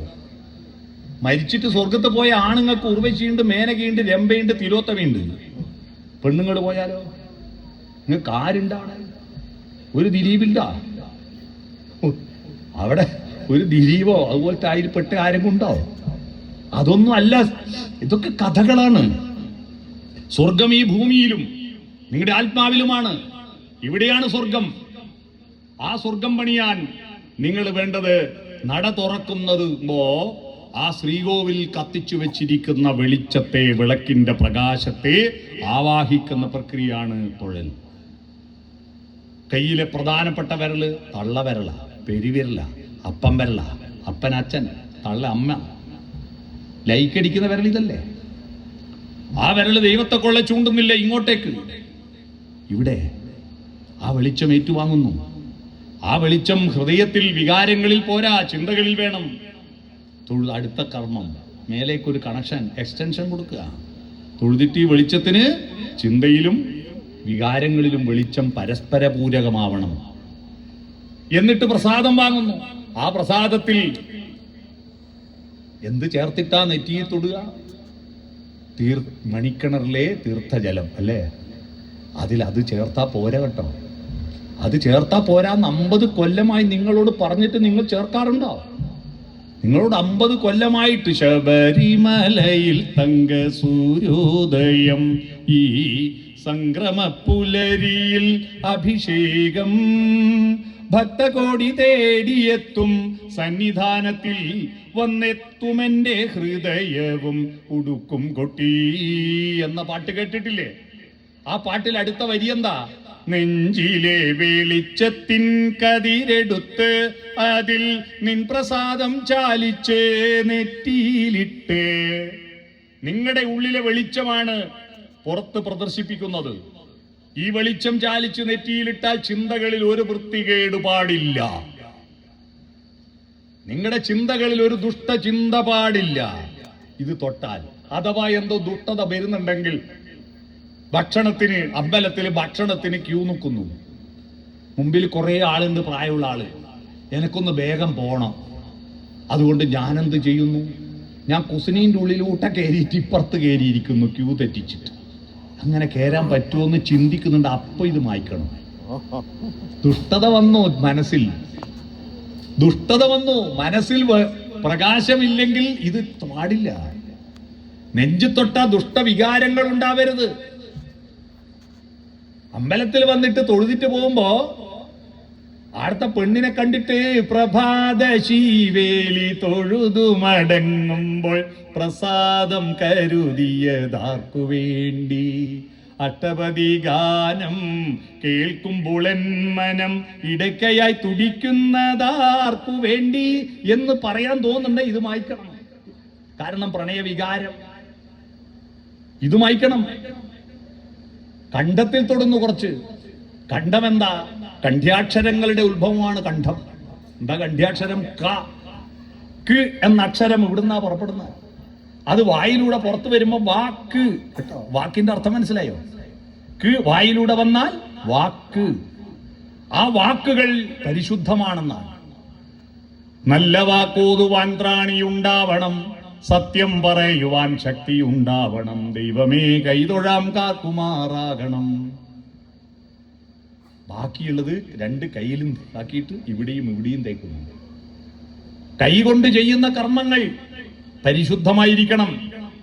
മനസാ വാച കർമ്മണ ഞാൻ പരിശുദ്ധനാണെന്ന് സെൽഫ് ഡിക്ലറേഷനാണ് നെറ്റിയിലും കണ്ടത്തിലും കയ്യിലും നെഞ്ചത്തും ഭസ്മമോ ചന്ദനമോ പൂശുന്നത്. അത് പൂശിക്കഴിഞ്ഞാൽ നിങ്ങൾ ഭക്തനാകുന്നു, ഉള്ളിൽ വെളിച്ചമുണ്ടാവുന്നത്. ആ ഭക്തനായി കഴിഞ്ഞാൽ പിന്നെ അടുത്ത ജോലി നിങ്ങൾക്ക് ദൈവവിശ്വാസത്തിന്റെ ശ്രീകോവിലിൽ പുതിയ പ്രതിഷ്ഠ നടത്തണ്ടേ? ആ പ്രതിഷ്ഠ നടത്തേണ്ട ശ്രീകോവിലിന്റെ പാതുകം എന്ന് പറയില്ലേ? ഇവിടെ ഞങ്ങള് കുയ്യാട്ട അസ്ഥിവാരം എന്ന് പറയും. ഇവിടെ അല്ലേ പാതുകം എന്നല്ലേ പറയാം? ഈ പാതുകം ഉണ്ടോ? ഇല്ലാതെ ശ്രീകോവിൽ എടുക്കോ? അമ്പലത്തില് ശ്രീകോവിലിന്റെ പുനഃപ്രതിഷ്ഠ മാറ്റി എടുക്കാൻ വേണ്ടിയിട്ടുള്ള കമ്മിറ്റി ചേരുമ്പോ ഈ പാതുകം കരിങ്കല്ല് കൊണ്ടുപോകണോ, ചെങ്കല്ല് കൊണ്ടുപോകണോ, ഉരുളങ്കല്ല് കൊണ്ടുപോകണോ എന്ന് തർക്കം നടക്കുമ്പോൾ കമ്മിറ്റി പ്രസിഡന്റ് പറഞ്ഞു, മണ്ണിന്റെ ഉള്ളിൽ ഇട്ട് മൂടിക്കളയുന്നതിനെ പറ്റി വെറുതെ സമയം കളയണ്ട. അതൊരു കൈക്കോട്ട് കൊണ്ട് മെല്ലെ മാന്തിയിട്ട് കുറച്ച് മതി. നമുക്ക് തറ ഗംഭീരമാക്കാം, നല്ല ചുമര് കെട്ടാം, നല്ല മേൽക്കൂരയാക്കാം, നല്ല പ്രതിഷ്ഠയാക്കാം. എല്ലാവരും കൈയടിച്ച് അംഗീകരിച്ചു. കാരണം മണ്ണിന്റെ ഉള്ളിൽ പോകുന്നതിന് വലിയ പൈസ ചെലവാക്കണം. അങ്ങനെ പാതുകമില്ലാതെ ഗംഭീര തറ കെട്ടി ചുമര് വെച്ചു, അതിന്റെ മേലെ മേൽക്കൂരിയും വെച്ചു, പ്രതിഷ്ഠ നടത്തി, അഭിഷേകം നടത്തി, കലശവും കഴിച്ച് ഗംഭീരമായി പിരിഞ്ഞു. അടുത്ത മഴ വന്നപ്പോ ശ്രീകോവിൽ അമർന്നുപോയി. ഇതുപോലെയാ നമ്മുടെ ഭക്തി. നമ്മുടെ ഭക്തിക്ക് അമ്പലമുണ്ട്, പ്രാർത്ഥനയുണ്ട്, പൂജയുണ്ട്, വഴിപാടുണ്ട്, തീർത്ഥയാത്രയുണ്ട്, എല്ലാം ഉണ്ട്. പക്ഷെ ഇതിന്റെ അടിയിൽ 3 പാതുകമുണ്ട്. 3 പാതുകമുണ്ട്. ആ പാതുകത്തിന്റെ അടിത്തറയിൽ വേണം നിങ്ങളുടെ ഭക്തിയെ വളർത്തിയെടുക്കാൻ. എന്താണ് ആ 3 അസ്ഥിവാരം? ശിവനെ പ്രാർത്ഥിച്ചുകൊണ്ട് ONV എഴുതിയൊരു കവിതയുണ്ട്. പൊൽത്തിങ്കൽക്കല പൊട്ടുതൊട്ട ഹിമവൽ ശൈലാഗ്രശൃംഗത്തിൽ വെൺകൊറ്റ പൂങ്കുട പോൽ വിടർന്ന വിമലാകാശാന്തരംഗങ്ങളിൽ നൃത്തധൂർജടി ഹസ്തമാർന്ന തുടിതൻ ഉത്താളടുണ്ടും രവം തത്വത്തിൻ പൊരുളാലവിപ്പു മധുരം സത്യം ശിവം സുന്ദരം. ഈ 3 പാതുകങ്ങൾ നിങ്ങളുടെ ദൈവവിശ്വാസത്തിൽ ഇല്ലെങ്കിൽ നിങ്ങളുടെ ദൈവവിശ്വാസം പാതുകമില്ലാതെടുത്ത ശ്രീകോവിലോ വീടോ പോലെ തകർന്നു പോയേക്കാം. എന്താണ് ഈ 3? സത്യം ശിവം സുന്ദരം. അസത്യത്തിൽ നിന്ന് സത്യത്തിലേക്കുള്ള യാത്രയാണ് മനുഷ്യന്റെ ജോലി. പക്ഷിമൃഗാദികൾക്കൊരു സത്യം അറിയണ്ട. അവർ സൂര്യൻ ഉദിക്കുന്നുണ്ടോ അസ്തമിക്കുന്നുണ്ടോ എന്ന് ചോദിച്ചിട്ടില്ല. അവരൊന്നിനെ പറ്റി അന്വേഷിച്ചിട്ടില്ല. നമ്മൾ വന്നത് കൂടുതൽ സത്യത്തിലേക്ക് യാത്ര ചെയ്യാനാണ്. സത്യമേ നിലനിൽക്കൂ, അസത്യം നശിച്ചു പോകും. നമ്മുടെ ശരീരം അസത്താൻ. ഇതിൻ്റെ അകത്തൊരു സത്തുള്ളതുകൊണ്ട് അതിന് വില. നിങ്ങളെല്ലാവരും ഇവിടെ അമ്പലത്തിൽ വരാൻ വേണ്ടിയിട്ട് കുളി കഴിഞ്ഞിട്ട് മുടി ചീകാനോ പൊട്ടു തൊടാനോ പൗഡർ ഇടാനോ അല്പനേരം ഒന്ന് കണ്ണാടിയിൽ നോക്കിയില്ലേ? ആ കണ്ണാടിയിൽ കണ്ട 1.5 തേങ്ങേന്റെ വലിപ്പമുള്ള ഈ തലയില്ലേ? ഈ തല, ആ തല എന്നോട് ദേഷ്യം വരരുതേ. 100 കൊല്ലം കഴിഞ്ഞാൽ അവിടെ ഉണ്ടാവും ആലോചിച്ച് നോക്കിയട്ടെ. പേടിയാവും. 100 കൊല്ലം കഴിഞ്ഞാൽ ഈ തല എവിടെ ഉണ്ടാവുക? ഇതുപോലെ നിൽക്കുവോ? തിലകം ചാർത്തി ചീകിയുമഴകായി പല നാൾ പോറ്റിയ പുണ്യശിരസേ ഉലകം വെല്ലാനുഴറിയ നീയോം വില പിടിയാതൊരു തലയോടായി മാറൂലേ.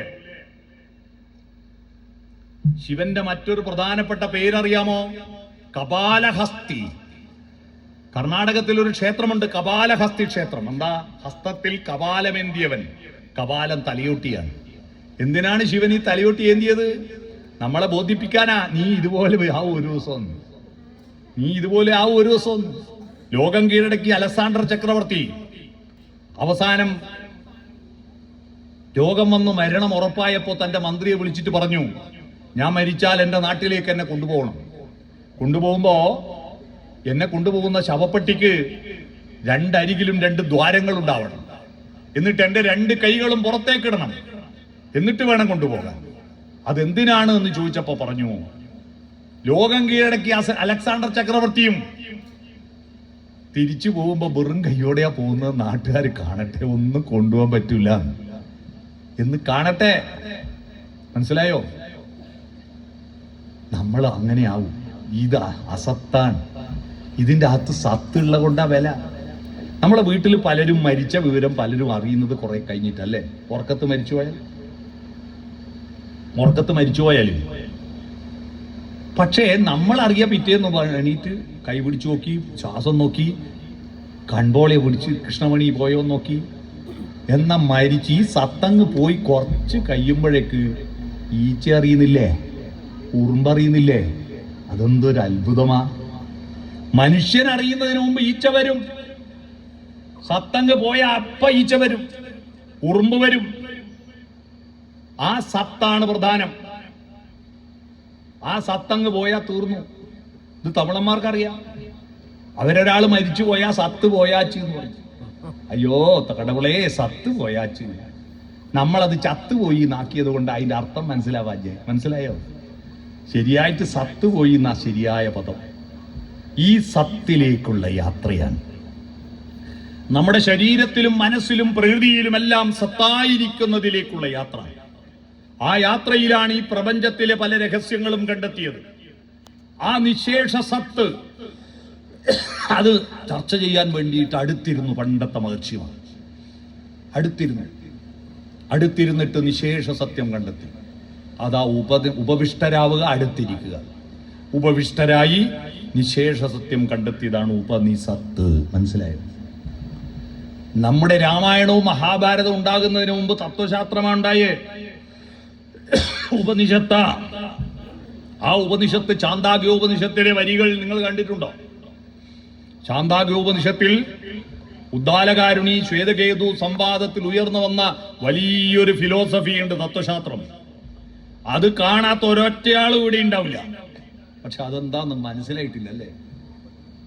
ശബരിമലക്ക് പോകുമ്പോ ഹരിശ്രീതൻ മുത്തുകൾ വിരൽ പൂവിൽ വിടർത്തിയ ഗുരുവിന്റെ ശ്രീപദങ്ങൾ വണങ്ങി ശിരസിൽ ഇന്നിരുമൂടി കെട്ടുകളും താങ്ങി 18ാം പടി കേറി ഭഗവാനെ തൊഴുന്നതിന് മുമ്പ് അവിടെ എഴുതി വെച്ചിട്ടുണ്ട് തത്വമസി.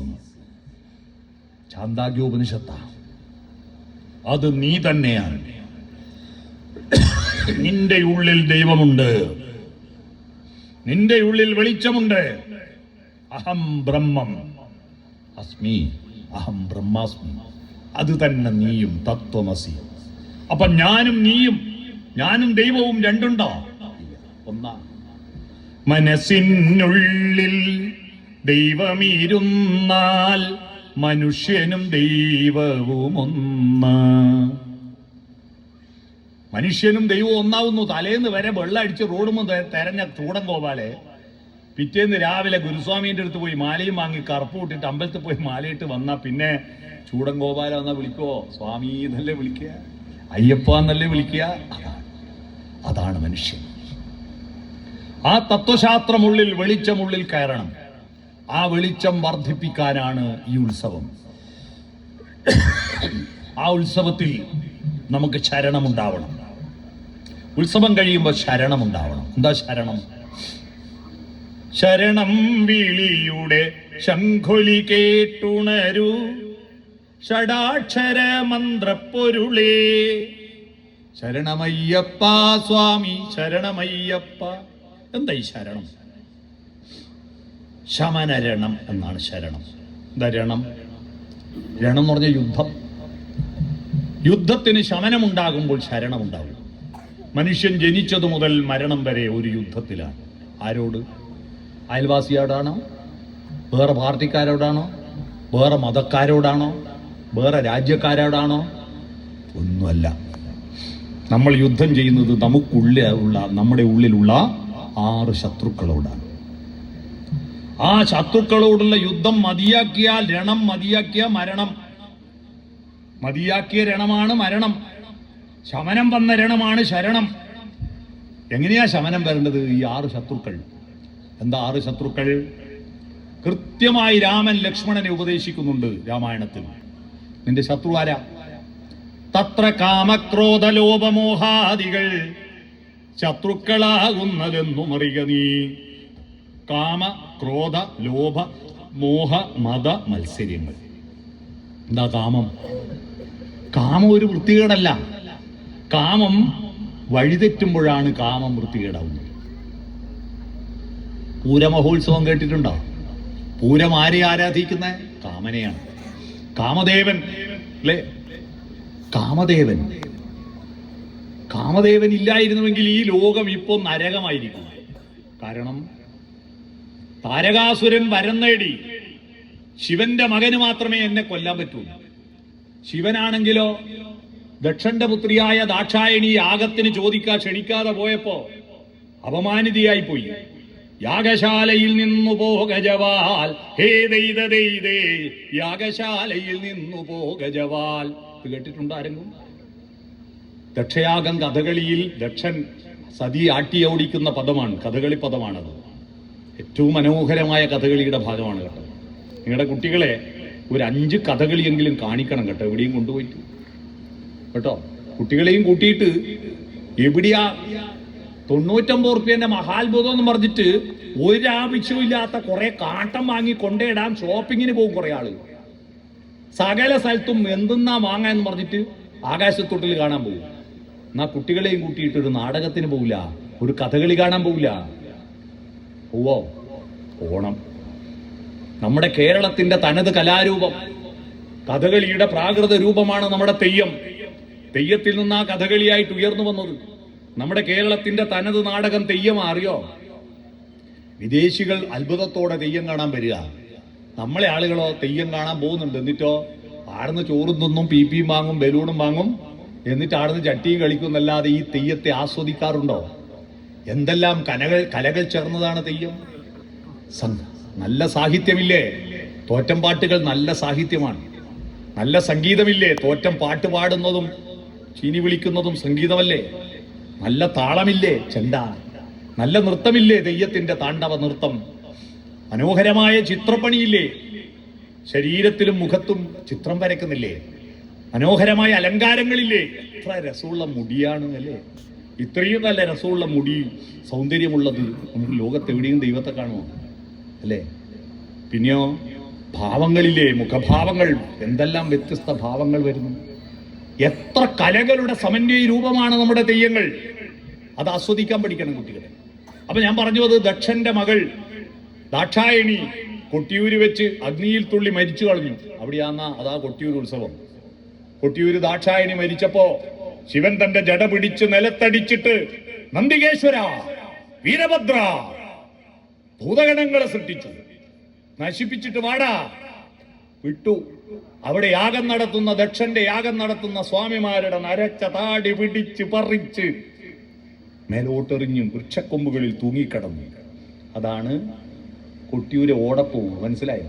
കൊട്ടിയൂര് പോയാൽ ഞങ്ങളുടെ നാട്ടിലല്ല, എല്ലാ വീട്ടിലും എല്ലാ കാറിന്റെ മുന്നിൽ ഓടപ്പൂവ് തോന്നും. അത് ഈ സ്വാമിമാരുടെ താടിയാണ്, നരച്ച താടി. അതാ അവരുടെ തലയിൽ കിട്ടിയ ആയുധം കൊണ്ട് കൊട്ടിയ ഊരാണ് കൊട്ടിയൂര്. മനസ്സിലായോ? അങ്ങനെയാ കൊട്ടിയൂരെന്ന് പേര് വന്നത്. ഞാൻ പറഞ്ഞു വന്നത്, അതിനുശേഷം ശിവൻ മഹാതപസ്സിലേക്ക് മാറി. ഇനി കണ്ണ് തുറക്കില്ല. ശിവൻ കണ്ണ് തുറക്കില്ല എന്ന് ഉറപ്പിച്ചിട്ടാണ് താരകാസുരൻ വരം വാങ്ങിയത്. ശിവന്റെ മകന് മാത്രമേ എന്നെ കൊല്ലാൻ പറ്റൂല. ശിവന് മകൻ ഉണ്ടാവില്ലല്ലോ. ഇയാൾ തപസ് ചെയ്യുമ്പോൾ മകനുണ്ടാവും. അന്ന് ക്ലോണിങ് ഇല്ലല്ലോ.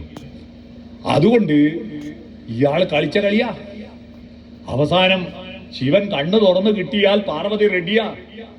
പാർവതി ദശപുഷ്പങ്ങൾ ചൂടിയിട്ട് ശിവന്റെ ജന്മദിനമായ ധനുമാസത്തിലെ തിരുവാതിര ദിവസം സഖിമാരോടൊത്ത് ശുഭ്രവസ്ത്രധാരിയായിട്ട് അമ്പിളിക്കല ചൂടും നിൻ തിരുജടയിലെ തുമ്പമലരിനും ഇടമില്ലേ എന്ന് പറഞ്ഞ് നൃത്തം ചെയ്യുന്നുണ്ട്. പക്ഷെ ശിവൻ കണ്ണുറക്കുന്നില്ല. അപ്പോഴാണ് ദേവന്മാർ കാമനെ പോയി കണ്ടത്. കാമ, നീ രക്ഷിക്കണം. കാമൻ പുറപ്പെട്ടു. മല്ലികാബാണൻ തന്റെ വില്ലെടുത്തു, മന്ദാരമലർ കൊണ്ടു ശരം തൊടുത്തു. ശരം പോയിട്ട് ശിവന്റെ ശരീരത്തിൽ തട്ടിയപ്പോ ശിവൻ കണ്ണു തുറന്നു. വില്ലും കൊലച്ചു നിൽക്കുന്ന കാമനെ കണ്ടിട്ട് ഉടൻ തന്നെ മൂന്നാമത്തെ കണ്ണു തുറന്നു. ലേസർ രശ്മി പുറത്തു വന്നു. കാമൻ ചുട്ടുപോയി, ദഹിച്ചുപോയി.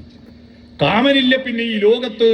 പരാഗങ്ങൾ പരസ്പരം ഒത്തുചേരാൻ, പരപരാഗണം നടക്കാൻ വേണ്ടിയിട്ടാണ് പുഴുവിനെ പൂമ്പാറ്റയായി ഉടുപ്പിക്കുന്നത്. ഇണചേർന്ന് പുതിയ സന്തതികളെ ഉണ്ടാക്കാനാണ് മാനിന് കസ്തൂരി മണം ചേർക്കുന്നത്. ഇരുമീനണക്കായിട്ട് രതിലീലകൾ ഏർപ്പെടാൻ ഒരു സാഗരം തീർത്തിരിക്കുന്നു. പുകയിലത്തണ്ട് പോലെ നടന്നിരുന്ന നമ്മളെ കൊച്ചു പിള്ളറ് 16, 17, 18 വയസ്സാകുമ്പോഴേക്ക് കൊക്കും പൂവും ചുമന്നിട്ട് എന്ത് സുന്ദരന്മാരും സുന്ദരികളുമായി മാറുന്നു. ഇതൊക്കെ പ്രകൃതിയുടെ സസ്റ്റൈനബിൾ ഡെവലപ്മെന്റിന്റെ അടിസ്ഥാനമാണ്. പ്രത്യുൽപാദന പ്രക്രിയ വളരണം, പുതിയതുണ്ടാവണ്ടേ. നമുക്കെല്ലാം മക്കളുണ്ടായത് കാമമുള്ളത് കൊണ്ടല്ലേ? നമ്മളുണ്ടായത് അച്ഛനും അമ്മക്കും കാമം ഉണ്ടായത് കൊണ്ടല്ലേ? അപ്പൊ കാമം ഒരു മോശമാണോ? കാമനില്ലേ പിന്നെ ഈ ലോകം മരുഭൂമിയാവും. അപ്പൊ ശിവനോട് വീണ്ടും അഭ്യർത്ഥിച്ചപ്പോ ശിവൻ പറഞ്ഞു, ഹാർഡ്വെയർ കത്തിപ്പോയി, സോഫ്റ്റ്വെയർ ഇൻസ്റ്റാൾ ചെയ്യാം. ശരീരം പോയി, പക്ഷെ ഭാവം വളർത്താം, ഭാവം പുനർജീവിപ്പിക്കാം. അങ്ങനെ കാമന് അംഗങ്ങളില്ലാതെ അനങ്കനായി മാറി. ഭാവമുണ്ട്. അതുകൊണ്ടാണ് ഈ ചങ്ങായി നമ്മളെ വീട്ടിലെ പിള്ളേരുടെ ശരീരത്തിൽ കയറി നമ്മൾ അറിയാത്ത. കല്യാണത്തിന്റെ തലേന്ന് വരെ അച്ഛനും അമ്മയും അറിയില്ല. അരി വരെ അടുപ്പത്തിട്ടാലാ പെണ്ണ് പോയി എന്ന് പറയാ. കാരണം ഈ കാമം വരുന്ന ആരും അറിയില്ല. രൂപമില്ല, ഭാവമേ ഉള്ളൂ.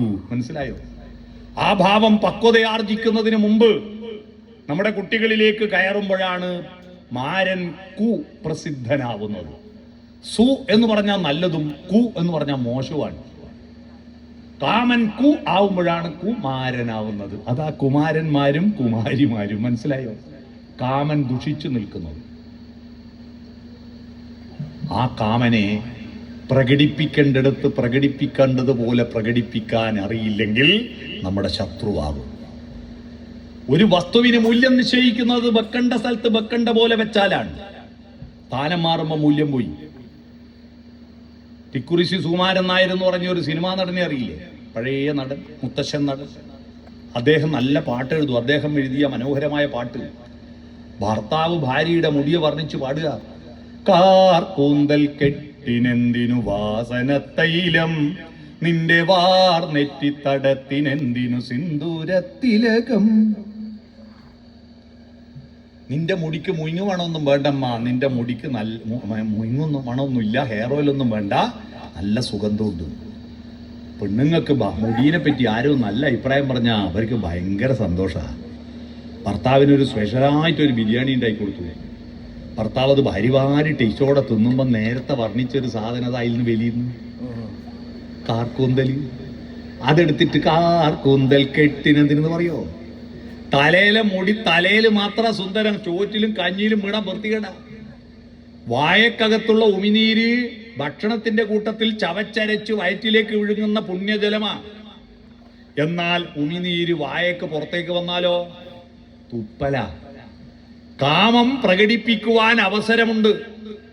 പക്ഷിമൃഗാദികൾക്ക് അങ്ങനെ അവസരമില്ല. ഒരു പട്ടിക്ക് കാമവികാരം ഉണർന്നാൽ സേവ് ദി ഡേറ്റ് വേണ്ട, കൽദി വേണ്ട, മെഹന്തി വേണ്ട, മാല വേണ്ട, പന്തല് വേണ്ട, സദ്യ വേണ്ട. അത് റോഡും വന്ന് അതിന്റെ കാര്യം നടത്തും.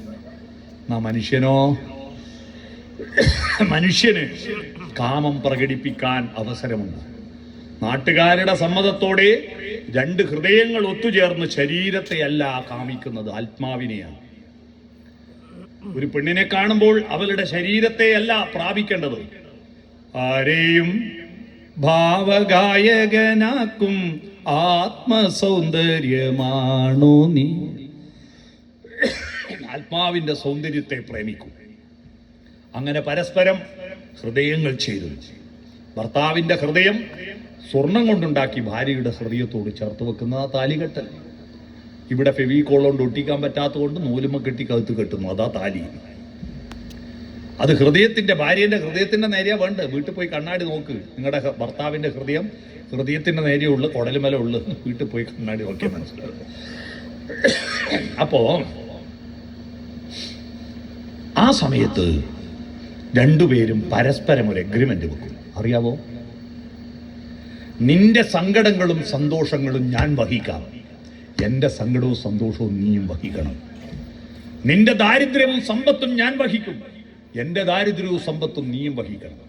ഇങ്ങനെ പരസ്പരം വഹിക്കണം. അതൊരു വിശേഷപ്പെട്ട വഹിക്കല. ആ വിശേഷപ്പെട്ട വഹിക്കലാണ് വിവാഹം. വിവാഹമെന്ന് പറയുന്നത് മനുഷ്യജീവിതത്തിൽ അർദ്ധനാരീശ്വര സങ്കല്പമില്ലേ, അതിന്റെ പൂർണ്ണതയാണ്. ലോകത്തൊരിടത്തുമില്ലാത്ത മനുഷ്യൻ, സ്ത്രീയും പുരുഷനും തമ്മിലുള്ള ചേർച്ചയുടെ ദൈവം ഭാരതത്തിൽ മാത്രമാണ്. അർദ്ധനാരീശ്വരൻ. ഒരു പുരുഷന്റെ ഉള്ളിൽ പകുതി സ്ത്രീയുണ്ട്, ഒരു സ്ത്രീയുടെ ഉള്ളിൽ പകുതി പുരുഷനുണ്ട്. തെളിവ് ഞാൻ തരണോ? പുരുഷന്റെ ഉള്ളിൽ സ്ത്രീ ഉള്ളത് കൊണ്ടാ ഇയാൾക്ക് ആണുങ്ങൾക്ക് എന്താ ആൺകുട്ടികളെ ജനിക്കുന്നുള്ളൂ, പെൺകുട്ടികൾ ഉണ്ടാവുന്നില്ലേ? അയാളുടെ സ്ത്രൈണഭാവമാണ് പെൺകുട്ടിയാവുന്നത്. പെണ്ണുങ്ങൾ പ്രസവിക്കുന്നതെല്ലാം പെൺകുട്ടികളാ, ആണുങ്ങളെ പ്രസവിക്കുന്നില്ലേ? സ്ത്രീയിലെ പൗരുഷഭാവമാണ് ആൺകുട്ടിയാവുന്നത്. ഇത് പരസ്പര പൂരിതമാവണം. അങ്ങനെ പരസ്പര പൂരിതമായി വിവാഹം എന്ന് പറയുന്നത് മനുഷ്യ സംസ്കാരത്തിൻ്റെ പ്രകൃതിയോടുള്ള ബാധ്യത നിർവഹിക്കുവാനുള്ള സാംസ്കാരിക കടമയാണ്. ഇത് ഞാനിവിടെ പറയാൻ കാരണം, നമ്മുടെ പെൺകുട്ടികൾ ഇപ്പം അടുത്ത കാലത്ത് കല്യാണം വേണ്ട, ഏതെങ്കിലും അറിയാത്ത ഒരുത്തൻ്റെ വീട്ടിൽ പോയിട്ട് അടുത്ത അടുക്കളപാത്രം കയറും, അടുത്ത ഓൻ്റെ വീട് അടിച്ചു വാരലും അല്ല എൻ്റെ പണി എന്ന മട്ടിൽ വിവാഹം വേണ്ടെന്ന് പറയുന്നു. നിങ്ങളോട് ആരാ ഇത് പറയുന്നത്? ഒരു കുടുംബത്തിൽ താമസിക്കുമ്പോൾ അവിടുത്തെ ജോലികളെല്ലാം പരസ്പരം ഷെയർ ചെയ്ത് കാണാം. അത് പെണ്ണ് മാത്രം ചെയ്യേണ്ടതൊന്നുമല്ല, ആണുങ്ങൾക്കും ചെയ്യാം. പക്ഷെ അടുക്കള പണിയെടുക്കലും പണിയെടുക്കാനല്ല വിവാഹം. രണ്ടാത്മാക്കൾ ഒത്തുചേരുകയാണ്, പ്രകൃതിയോടുള്ള കടമ നിർവഹിക്കുക. ഇപ്പോ മാംഗല്യം തന്തുനാനേന, നമ്പൂരിമാർ കല്യാണത്തിന് ചൊല്ലുന്ന മന്ത്രമാണ്. തന്തു എന്ന് പറഞ്ഞാൽ താലി, മാംഗല്യം തന്തുനാനേന. എന്നാൽ ബാംഗ്ലൂർ ഡേയ്സ് എന്ന് പറഞ്ഞൊരു സിനിമയിൽ ഒരു പാട്ടിറങ്ങിയതിൻ്റെ ഒരൊരാപത്ത, മാംഗല്യം തന്തുനാനേന പിന്നെ ജീവിതം തുന്തനാനേന എന്ന് പറഞ്ഞാൽ താലി കെട്ടി കല്യാണം കഴിച്ചാൽ പിന്നെ ജീവിതം തോലഞ്ഞു പോകും. അതുകൊണ്ട് പിന്നെ എന്താ കാമം പ്രകടിപ്പിക്കാൻ? കല്യാണം വേണ്ട, താലി വേണ്ട, മാല വേണ്ട, പന്തൽ വേണ്ട. ഒരു ചെക്കൻ ഒരു പെണ്ണിനി, ഒരു പെണ്ണിനൊരു ചെക്കനി ഇഷ്ടായാൽ വീടുന്നെങ്കിൽ ഒരു ഫ്ലാറ്റ് എടുക്കുക, ഏതെങ്കിലും വാടക വീടെടുക്കുക, എന്നിട്ട് ലിവിങ് ടുഗദർ. മനസ്സിലായ? ലിവിങ് ടുഗദറിന്റെ പ്രൊമോഷൻ ഗാനമാണത്. എന്ന് പറഞ്ഞാൽ കല്യാണമില്ലാതെ ഇണചേർന്ന് രമിച്ചിട്ടും അടുത്ത രണ്ടും രണ്ട് വഴിക്ക് പോവാ. എനിക്ക് അവരോട് ഒറ്റ ചോദ്യമേ ഉള്ളൂ ചോദിക്കാൻ, വളരെ വിനീതമായി ചോദിക്കുക. നിങ്ങൾ രണ്ടും രണ്ട് വഴിക്ക് പോകുമ്പോ നിങ്ങൾക്കുണ്ടായ മക്കളെ ഇതിന്റെ അച്ഛൻ നോക്കുക, അനാഥ കുട്ടികളെ പഞ്ചായത്ത് നോക്കുക. ഒരു കുട്ടിയുടെ വ്യക്തിത്വ വികാസത്തിന് അച്ഛനും അമ്മയും കുടുംബവും വേണം. ആ കുടുംബത്തിൽ അംഗമാവുക എന്നത് ഒരു മനുഷ്യന്റെ ഒരു പ്രധാന കടമയാണ്. അതുകൊണ്ട് പെൺകുട്ടികളെ, നിങ്ങളെ ചങ്ങാഴ്ചകൾ നിങ്ങളെ കൊടുക്കാൻ വേണ്ടിയിട്ട് നിങ്ങളെ പറ്റിക്കും, നിങ്ങളത് കേൾക്കരുത്. നിങ്ങളുടെ ജന്മ ലക്ഷ്യം മാനസിക വികാസവും ശരീരത്തിന്റെ പുഷ്പിക്കലുമാണ്. അത് നടപ്പിലാക്കാൻ വിവാഹം വേണ്ടെന്ന് പറയും. അല്ലേ തന്നെ ആൺകുട്ടിയൊക്കെ പെണ്ണിനെ കിട്ടാണ്ട് ഇടുന്ന നട്ടപ്രാന്ത. അതിനുശേഷം അതിനിപ്പോ പെൺകുട്ടികൾ കല്യാണം വേണ്ടെന്ന് കൂടി പറഞ്ഞാലുള്ള കഥ എന്താ? അതുകൊണ്ട് കാമം, അതിനോട് എങ്ങനെയാ യുദ്ധം ചെയ്യേണ്ടെന്ന് മനസ്സിലായോ? യുദ്ധവും ഐക്യവും ചേർന്നിട്ടാണ്. അടുത്തത് ക്രോധം, ദേഷ്യം. ക്രോധം നിമിത്തം മാതാപിതൃഭാതൃമിത്ര സഖികളെ ക്രോധം നിമിത്തം ഹനിക്കുന്നിതൂപുമാൻ. അച്ഛനെന്നോ അമ്മയെന്നോ സഹോദരനെന്നോ നോക്കാതെ എത്ര കൊലപാതകങ്ങൾ നടക്കുന്നു. 2025 കേരളത്തിൽ നടന്ന കൊലപാതകങ്ങൾ 411. ഈ കൊലപാതകങ്ങൾ അധികവും നടന്നതിന് ശേഷം പരസ്പരം ഒന്നിച്ച് വെള്ളടിച്ച ടീമാണ്, ഭയങ്കര സ്നേഹത്തിലുള്ള ടീമാണ്. പെട്ടെന്ന് ദേഷ്യം വരുന്നു, കത്തിയെടുത്ത് കുത്തുന്നു, ചത്തുപോകുന്നു. ക്രോധത്തെ തടയണം. ഒരു കുട്ടീനെ ഒന്ന് കൂട്ടിയിട്ട് ഒരാൾ നടന്നു പോവുക, കുട്ടി ഭയങ്കര ദേഷ്യവും ശാഠ്യവും. അപ്പോ ഈ കുട്ടീനെ എടുത്ത് നടക്കുന്ന ആൾ അടങ്ങ് മാധവാ എന്ന് പറഞ്ഞിട്ട് കുട്ടിക്ക് മിഠായി വാങ്ങിക്കൊടുത്തു. മിഠായി തീർന്നതും കുട്ടി വീണ്ടും കരയാൻ തുടങ്ങി. അപ്പൊ അടങ്ങ് മാധവ എന്ന് പറഞ്ഞിട്ട് ഹോട്ടലിൽ പോയിട്ട് ചായയും കടിയും വാങ്ങിക്കൊടുത്തു. ഹോട്ടലിൽ നിന്ന് ഇറങ്ങിയതും കുട്ടി വീണ്ടും നിലവിളിക്കാൻ തുടങ്ങി. അപ്പൊ അടങ്ങ് മാധവ എന്ന് പറഞ്ഞ് കളിപ്പാട്ടങ്ങൾ വാങ്ങിക്കൊടുത്തു. കളിപ്പാട്ടങ്ങൾ കുറച്ച് കഴിഞ്ഞ് പൊട്ടിച്ചങ്ങ് എറിഞ്ഞിട്ട് വീണ്ടും കുട്ടി കരയാൻ തുടങ്ങി. അപ്പോഴും അടങ്ങ് മാധവ എന്ന് പറഞ്ഞിട്ട് എത്ര എന്ത് വാങ്ങിക്കൊടുത്തിട്ടും കുട്ടി കരച്ചത് നിർത്തുന്നില്ല. അപ്പോഴെല്ലാം അടങ്ങ് മാധവ എന്ന് പറഞ്ഞ് ഓരോന്ന് വാങ്ങിക്കൊടുക്കുക. ഇത് കണ്ടുകൊണ്ട് കൂടെ ഒരാൾ സഞ്ചരിക്കുന്നുണ്ട്. അയാൾ സഹി കെട്ടിട്ട് ഈ മനുഷ്യനോട് പറഞ്ഞു, നിങ്ങൾക്കൊരു വല്ലാത്ത ക്ഷമ തന്നെ, ഞാനാണെങ്കിൽ നിങ്ങൾ ഈ ചെക്കൻ എന്തോ ചെയ്തു പോകും. എന്നിട്ട് കുട്ടിയോട് ഒന്നിച്ചു വന്ന ആൾ പറഞ്ഞു, എന്താ മാധവ, നിനക്ക് വേണ്ടതെല്ലാം ഉണ്ടായി തന്നിട്ട് വാങ്ങി തന്നിട്ട് നീ എന്താടാ കരച്ചിൽ നിർത്താത്തത്? അപ്പൊ കുട്ടി എടുത്ത് നടക്കുന്ന ആൾ പറയും, അയ്യോ അവൻ മാധവനല്ല രാജേഷാ. അപ്പൊ കുട്ടീന്റെ പേരെന്താ? രാജേഷ്. പിന്നെ നിങ്ങൾ ആരോടാ ഇടക്കിടക്ക് അടങ്ങ് മാധവ എന്ന് പറഞ്ഞു, ആരാ മാധവേ? അപ്പൊ അയാൾ പറയാ, മാധവൻ ഞാൻ തന്നെയാ, എനിക്ക് ദേഷ്യം വന്നിട്ട് ഞാൻ എന്നോട് തന്നെ പറയാ അടങ്ങ് മാധവ എന്ന്. ഇനി മക്കളോട് ദേഷ്യം വന്ന ഒറ്റ വർത്താനം, അടങ്ങ് മാധവ. വീട്ടിയോ അവനവനെ അടക്കാൻ പഠിക്കുക. ക്രോധം കൊണ്ട് ലോകത്തൊരു നേട്ടവും ഉണ്ടായിട്ടില്ല. കാമക്രോധം, ലോഭം, ധൂർത്തടിക്കരുത്. ആവശ്യം എന്റെ പൈസയാണെങ്കിലും ആവശ്യത്തിന് മാത്രമേ ചെലവഴിക്കാവൂ. മനസ്സിലായോ? ലോഭം, മതം, അഹന്ത. നിങ്ങളിപ്പോ ഇത് കഴിഞ്ഞ് ഭക്ഷണം ഉണ്ടല്ലോ, ഭക്ഷണം കഴിഞ്ഞിട്ട് വേസ്റ്റ് കൊണ്ടുപോയി തട്ടുന്ന പാത്രത്തെ നോക്കിയാൽ നിങ്ങൾ എത്ര ലോഭക്കാരുണ്ടെന്ന് മനസ്സിലാവും.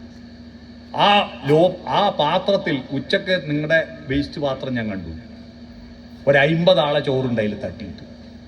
1 മണി വറ്റ് കിട്ടാതെ കോടിക്കണക്കിന് കുട്ടികളും മനുഷ്യരും പട്ടിണി കിടക്കുന്ന നാട്ടിൽ, രാജ്യത്തിലും ഭൂമിയിൽ നിങ്ങൾ ആവശ്യത്തുള്ളത് മാത്രമേ വാങ്ങാവൂ.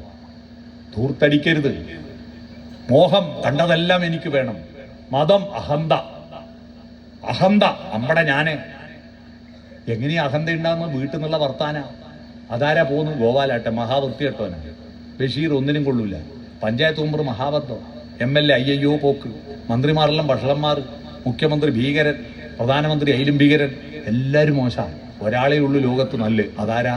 ഞാൻ മാത്രമേ ലോകത്ത് നല്ലുള്ളൂ. ഇത് കേട്ട് നമ്മുടെ കുട്ടികളുടെ മനോഭാവം, I am okay, you are not okay. ഞാൻ മാത്രം ശരി, നീ ഒന്നും ശരിയല്ല. ഈ ശരി കൊണ്ട് 6 ശരിയുണ്ടാവും ഒരു കുട്ടിയുടെ ഉള്ളിൽ.